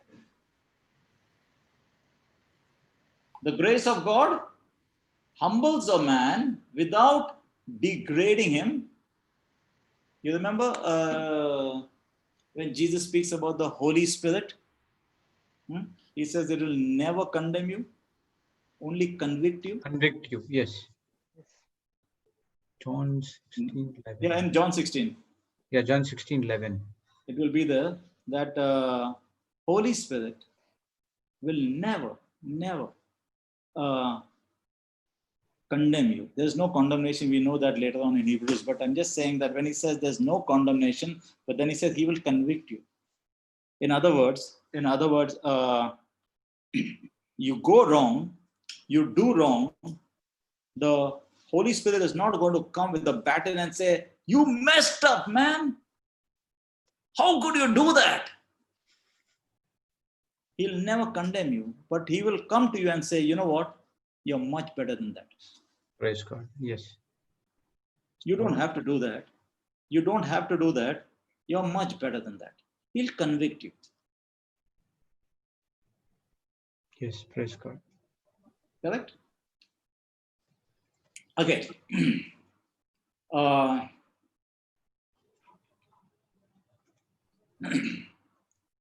you remember the story of Gideon in Judges?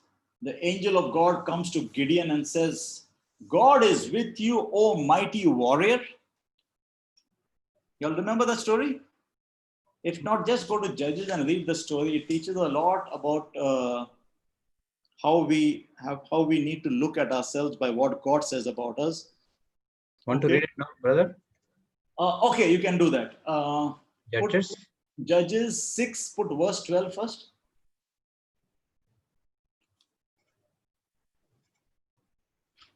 And the angel of the Lord appeared unto him.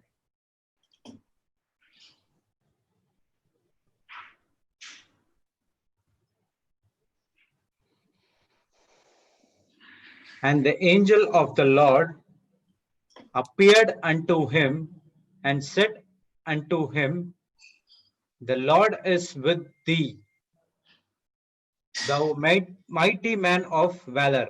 Okay, so the version I have says, "Oh mighty warrior." Okay, put verse 14.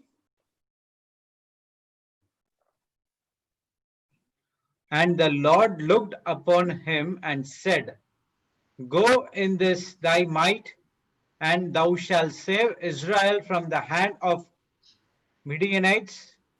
Have not I sent thee? Yeah. So basically, the Lord is telling Midian, go in the strength you have and save Israel out of Midian's hand. Am I not sending you? He says, I am sending you. Basically saying, don't be worried. I am the one who's sending you. Correct?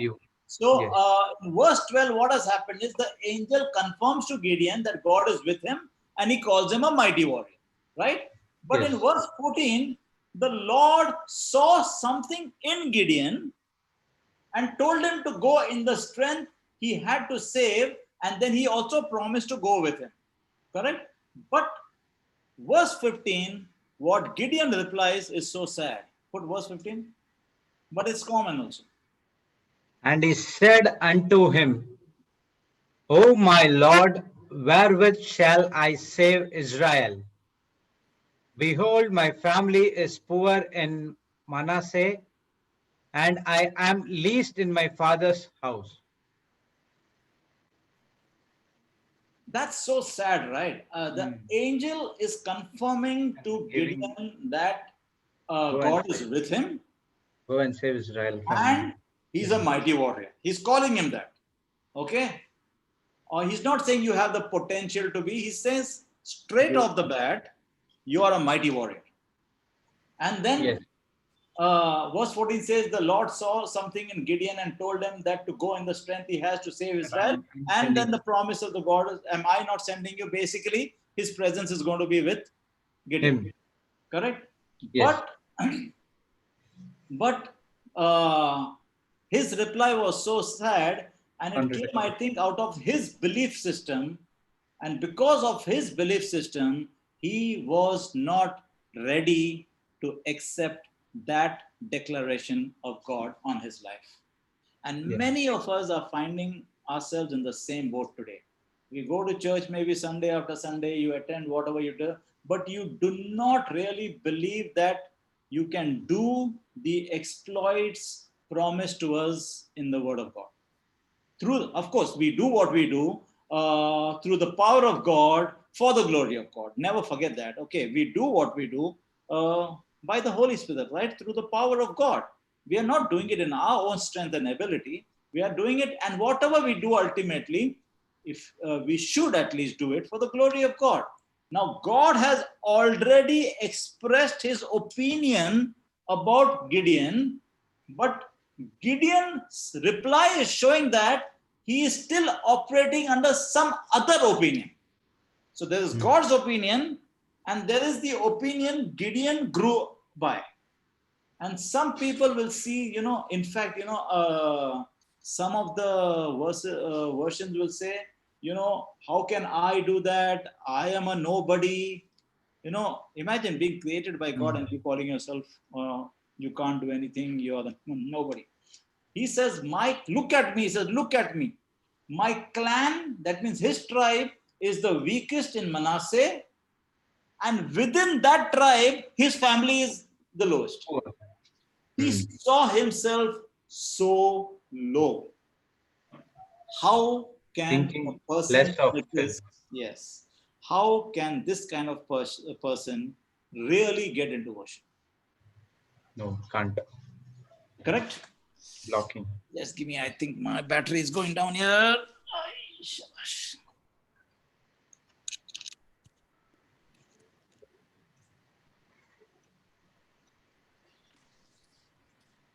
ये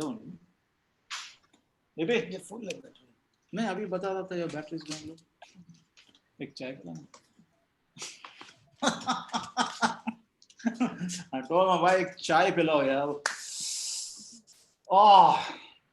okay so some people will see at Gideon, see he's so humble, That's not humble. Yeah, I would call it false humility, right? Yes. You know what?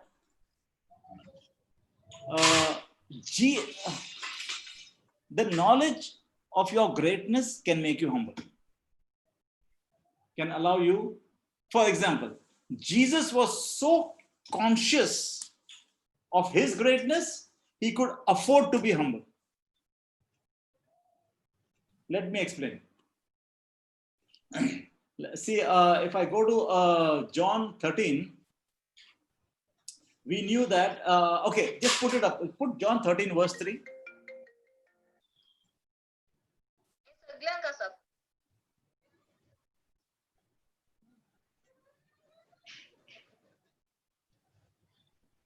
Jesus, knowing that the Father had given all things into his hands, and that he was come from God and went to God. Okay. So basically, Jesus knew that the Father had put all things under his power. As per this verse, you agree?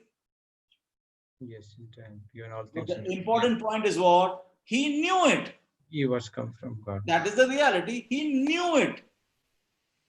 Do we know what God has put inside of us? No. Anyway, he knew. The verse says Jesus knew that the Father had put all things under his power, and that, what did he know? He knew that he came from God and he was going to go back. He knew that. He knew that. And so, put verse 4.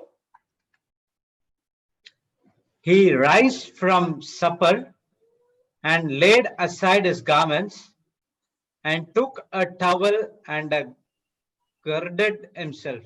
So he got up from the meal, whatever, and took off his outer clothing. He wrapped a towel around his waist. In simple English. Okay. He put a towel around his waist. He took water. And then he says, 5th verse. After that, he poured water into a basin and began to wash the disciples' feet and to wipe them with the towel wherewith he was girded. Which king will do this? No one. Who normally does these things? Servant. Correct. Going down, washing the feet, wiping somebody else's, all of that. Who does it? Servant. Now, I mean, for me, this particular act of Jesus has completely freed me from doing anything. People say, oh no, that's beneath me. A lot of people will not do a lot of stuff because they will say that is beneath me. Today, I manage a dealership, automotive workshop. And there are a lot of stuff to be done, but everybody in my team knows. But within my subordinates, there might be people who says, no, this is my position and I cannot do something lower than that. They might think. But they all know one thing, that if I need to go and test drive a car, I'll do it. I need to, I mean, whatever it is, I need to do something that an advisor does, or do something else, somebody who's just making bills or sit as a cashier. I will take up any role within my own family. I mean, I have to do the dishes, I will do it gladly. Okay, I'm glad for my boarding life and all of that taught me, but this verse has taught me that if the creator of the universe can go down on his knees and wash my feet, then who am I to say that anything is beneath me? But the most important thing is Jesus could afford to be this humble because he knew his greatness. Who can stop a king from going and doing whatever he wants to do? The big people are driven around, but who can stop him from taking the steering wheel? Right? Yes. A driver can't command it of his master, you drive today, I'll sit behind. But when you are secure in the knowledge of who you are, you know, like it says here, Jesus knew the Father had put all these things under his power. He knew who he was. And yet he goes down. I mean, under the inspiration of the Holy Spirit, John gives us this passage. He's seeing right into the mind of Jesus. Before he stoops down to wash his disciples' feet, he sees the consciousness of Jesus. Jesus knows how great he is, who he is, and that he had come from God and he's going. Again, I'm telling you, the consciousness of greatness, who God created me to be, who is my creator, is the secret of humility. Once you're secure in your identity, you'll be humble. But see, unless and until I don't have a high sense of worth and value in God, I can never, in the true sense of the word, be humble. I can't belittle myself and say I'm humble. I hope I am trying to make a clear distinction of what humility looks like. Yes. Okay. Humility is a choice. A choice. Now, this choice comes out of how you view your own self. How high is your opinion of your worth and your value? I just told you we are valuable. Jesus paid for us with his blood. I am worth the blood of Jesus. Confess that. I am worth the blood of Jesus. Blood of Jesus. And therefore I can afford to be humble. Anybody who says anything. I mean, there are CEOs who will come into a church setting and you might not know they are CEOs, but if you have to wash and scrub the floor, they are the first ones to do it. There's also a video also I watched about this. You did? Yes. Yeah. There are a lot of people who are so secure in who they are, nothing is demeaning to them. That's humility. Okay. So,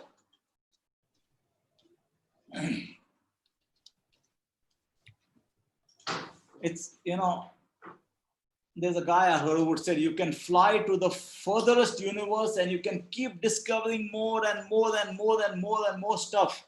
But as far as what is written in this book, you will never find anybody as amazing as you. In our own way, we are all amazing. Amen. Okay. How many of us know that? Yeah, if you're in Brother Johnson's classes, you will know this. That we were born a little lower than the angels, but when you were born again, the angels came to serve you. Yes. Right? Praise God. Hebrews 1:14 says they serve the heirs of salvation, right? Yes. Again, we were born a little lower than the angels, but then Angels. once we were born again, what happened? Angels come. Angels come to serve me. Praise God. Okay? Amen. Again, do you understand you were raised to be seated in the heavenly places? To be raised up and seated in the heavenly places. Ephesians 2:6. We know this verse, so common. Right? God, who is rich in mercy, because of his great love with which he loved us, even when we were dead in our trespasses, made us alive together with Christ. In By heavenly grace we have been saved, and he has raised us up together. He made us to sit together in the Heavenly heavenly places in Christ Christ Jesus. That is Amen. my reality. Amen. Praise God. Yes. Amen. Amen. Yes. So I need to make a picture based on these verses. Not just quote it, actually see. All right? Not just heavenly places. The same chapter goes on to say that we are far above all principalities and powers. If you will go to Ephesians 1 verse 21, he says, Far above all principalities and power and might and dominion, and every name that is named, not only in this world, but also in that which is to come. Amen. So the point being that I am seated together with Christ right now in the heavenly places. Amen. Okay, I am above all principalities and powers. I was raised above the angels today, and today the angels whom I once served now come to serve me. Why do they do that? They do that because I am an heir of God. God. Romans 8:17 says that I am a joint heir with Christ. I am a joint heir with Christ. Right. And if I believe anything apart from this, then it's an insult to God. He just did not only save me, but he transformed me into his image. Amen. So when I look at Christ, right, I am being changed from glory to glory as if I am looking in a mirror. That's what the word of God says, right? In 2 Corinthians 3:18. But you want to put that up, Jude? Because I need everybody to picture these verses and make it so real in your life, so that nobody else tells you anything else. But we all with open face, beholding as in a glass the glory of the Lord, are changed into the same image from glory to glory, even as by the Spirit of the Lord. How good is this news? Yes. It is saying we are unveiled faces. Today we are beholding in a mirror the glory of God. As you behold his glory, we are being transformed. He says there is a change taking place, and we are being transformed into that same image from glory to glory, little bit every day. Okay. Why? Because I am made in his image. I am made after him. When I look in the mirror, we are supposed to look like twins. Amen. Yes. You get that? We are supposed to look like twins. Right? Some people are like, oh no, the devil is after me. That's ridiculous if you know this. Why? Because Jesus said, all power has been given to me. What does it mean when all power has been given to somebody? It means somebody else has nothing. Right? Yes. When all of something is given to one person, then the other person doesn't have anything. They're not talking about percentages, like you have 50% and he has 50%. The word says that all power has, Jesus said, sorry, in the word, that all power has been given to me, which means someone has none. So when I'm running away from the devil, I am running away from someone who has no teeth. Praise God. Correct? Originally, we all know, if you go to Genesis, we were made The to likeness of image. subdue the earth. Right? You remember in Genesis 1:28, God said, and bless them and all, be fruitful, multiply, fill the earth and subdue it. Yes. Remember that? Yes. Then what happened when Jesus, okay, then we know what happened in between, but then Jesus came, and then after he rose from the dead, what happened? He gave us our mantle back. Whatever Now today, today we are running from somebody we are supposed to be chasing. Right? If you submit to God and resist the devil, he will flee from you at all times. James told us that in 4:7, right? James 4:7. Very common verse. Again, Brother Johnson uses this in his preaching quite a lot. Very helpful. Very, very helpful. Submit to God, resist the devil, and he flee from you. he will Flees flee from you. flee from you. Yeah. I am powerful. Why? Because Christ is in me. Me. All right? Christ is in me. And I'm going to talk next a little bit, maybe about Christ in me. We've spoken about our identity. We've spoken about what humility means or whatever. But we truly need to come in a place where we know what it means when it says Christ in me, the hope of glory. 1 Colossians, can you put that up, Jude, please? Colossians 1:26 and 27. Yes.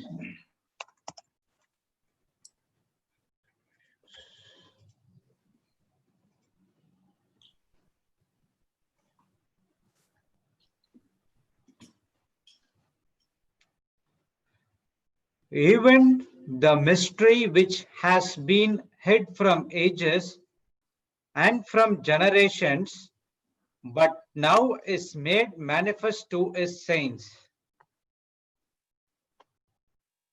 to whom God would make known what is the riches of the glory of this mystery among the Gentiles, which is Christ in you, the hope of your glory. Okay.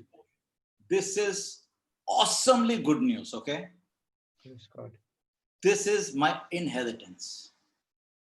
Now, I'm going to speak at length on this particular verse, but for now,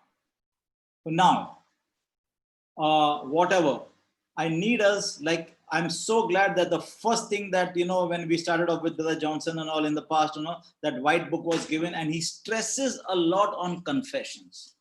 Because the more you confess, the more, I guess, it becomes a reality in your mind. And once it becomes a reality in your mind, it will start to manifest tangibly, physically in life. So it is very important. And we heard testimonies after testimonies of people, they're using the book, and then they're confessing it, and they know who they are and whose they are and what is their inheritance, and how they have been lied to, not to believe the lies of the devil, how to place their truth on the truth of the word of God, and all of that thing. So confession is very important. You declare who you believe to be. For example, can you confess after me right now? Yes. I am a child of God. I am the child of God. As a child of God, I am a royalty. As a child of God, I am a royalty. I am seated with Christ in heavenly places. I'm seated in Christ in heavenly places.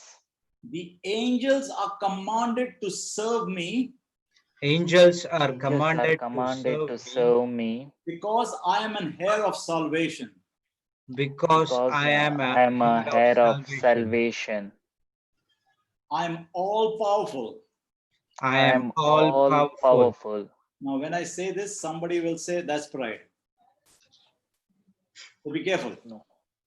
I am not saying I am all powerful in and of myself. Yes, true. Yes. Okay, please understand that.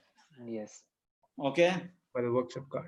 so again, as long as God is with me, As As long as God is God with me, with me, He works through me who and He works works through through me me to reveal Himself to reveal reveal himself Himself to other people.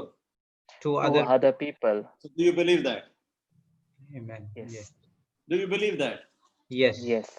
Yes. Do you believe God is with you? Yes. Yes. Okay. If He is with you, is He just there for a good time? No No, it's there for a purpose. purpose. So He's going to work through you, and one of the main purposes will be to reveal Himself to others.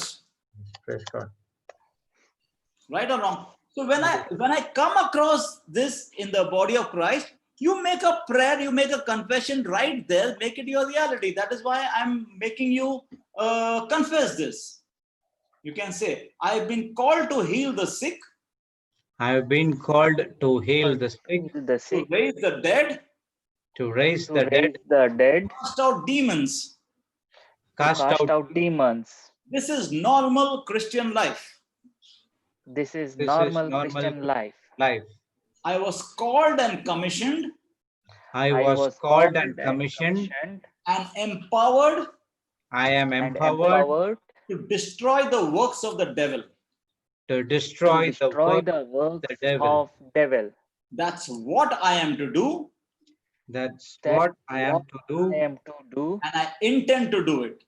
and I am and I am intent intent to do do it. it. And I intend to bring heaven to earth And And I I intend intend to bring bring heaven heaven to earth to earth until the kingdoms of this world until the until the kingdoms of kingdoms this of world this world become the kingdom of our God. become the become the kingdom kingdom of of our our God. God. I am called to make history. I I am am called called to to make make history. history.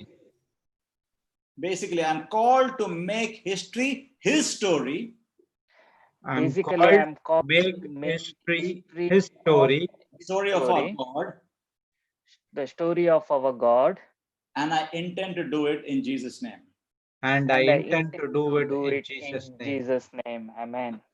Amen. Okay, hold on. Don't come in the screen. It's not allowed.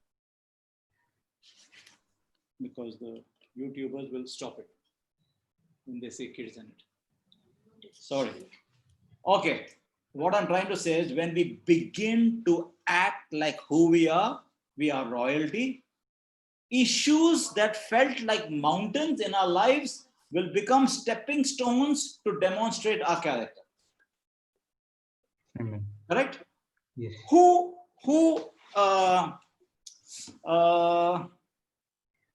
Jocelyn, is she there? She's not there, brother. Okay, he's not. Okay, okay. I want to pick on the ladies because Jesse sometimes is there. Yeah, I'm there. Yeah, so Jesse also is there. okay. Well, in school, did anybody tease you anytime? Yes, brother. Okay, even boys are teased. I'm not saying, but I'd like to pick on some of the women. Okay. Okay, so did you ever get teased by other students? You know, either playfully or any which way. Yes, brother. Okay, now who is that person who keeps getting teased? The one who thinks about self, you know, No, in general, if you were to tease somebody, when do you enjoy it? When that person gets teased. when that person is going to speak back, then I can't continue. Yeah, something, yeah. So then everybody laughs and everybody enjoys and all, and that keeps on happening. And then let's say my son goes to school and people pick on him and they tease him, and then he gets upset and he gets angry and he complains. They'll keep on doing more and more of the same because they're really enjoying it. Yes. But if time after time you're doing it and that guy is not reacting, it's not making any difference to him, then that person who's teasing is going to give up. He says, it's pointless. Yeah. Isn't that? Yes. Yeah, same. So when we begin to act like royalty, that I don't need to let anything, if somebody is confident, okay, in his identity, let's say they are a really good singer, really good. And that person, the girl or the boy, they know that they are good. They're not proud about it. They just know that they are good, that they are blessed with this talent, with this gift. All right? They did nothing for it to happen. Yes, they practiced and they developed it, what God has placed on their lives. And now when they walk, maybe there are jealous people around who will say, you messed up there. You're not really a good singer. Now, if she is secure in the knowledge, it should not bother her. Yes. Okay. For instance, there's a mirror in the house. Once I look in the mirror, I know exactly how I'm presently looking, whether my hair is out, shaven, unshaven. When I go out, I don't need people to tell me either the truth or the lie, because I already know. I have seen myself in the mirror. So whether you say I'm looking good, I'm not looking good, I'm looking shabby, it should not make a difference to me, because I have seen in the mirror. So this girl who knows she is a really good singer does not need the opinions of others. Even if they say, too good, yeah, your singing was awesome, great, you take it as a very nice compliment. But to get your identity out of what others are saying is not good. So if others want to insult you and put you down, you don't allow that. And when you don't allow that, you can only get higher and higher and higher and higher. Okay, it can take you. But if she has to react, then she'll start to doubt herself. Am I really good? Maybe I'm not so good because they said I'm not so good. And that will take her down. You're getting my point? Yes. Similarly, when I begin to act like royalty, like Jesus, who is so conscious of his greatness that he can afford to be humble, so humble that he goes down and washes the feet of his disciples and does not lose his identity because of that. Okay. So am I. When I act as royalty, any issues that feels like a mountain in my life will now become a stepping stone to demonstrate my character. Okay, I'm just trying and hoping that you are finally comprehending that you were born into a royal family. See, we are one of the reasons why Jesus is called King of Kings and Lord of Lords. Jesus is not only king over the worldly kings of this earth, but he's also king over kings that co-reign with him in the kingdom of God. Okay? The book of Revelation speaks of us in this way. Watch it. Just put it up, Jude, if you can. Revelations 22, verse 5. Yes.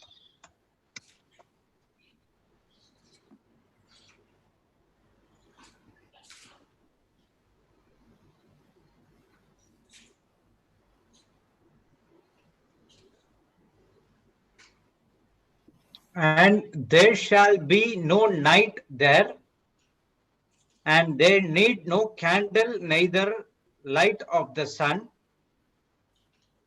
For the Lord God give them light, and they shall reign forever and ever. That's talking about us. It's saying that there will no longer be any night. They will not have need of the light of a lamp or of the light of the sun, because the light, that is, we call Christ, right? The light of the world. Okay, Yes. because the Lord God will illumine them, or He will put His light upon us, and we will reign forever and ever. That's my identity. Amen. Okay, can I Praise God. stop here? As you wish, brother. I hope I went very slow. Yeah. Correct.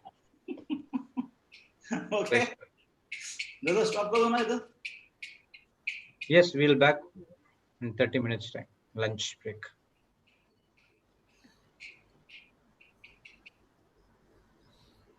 Okay, brother, Anna. Okay, how do I stop this? Jude, are you going to mute me and Yes, I'll do whatever that. you do?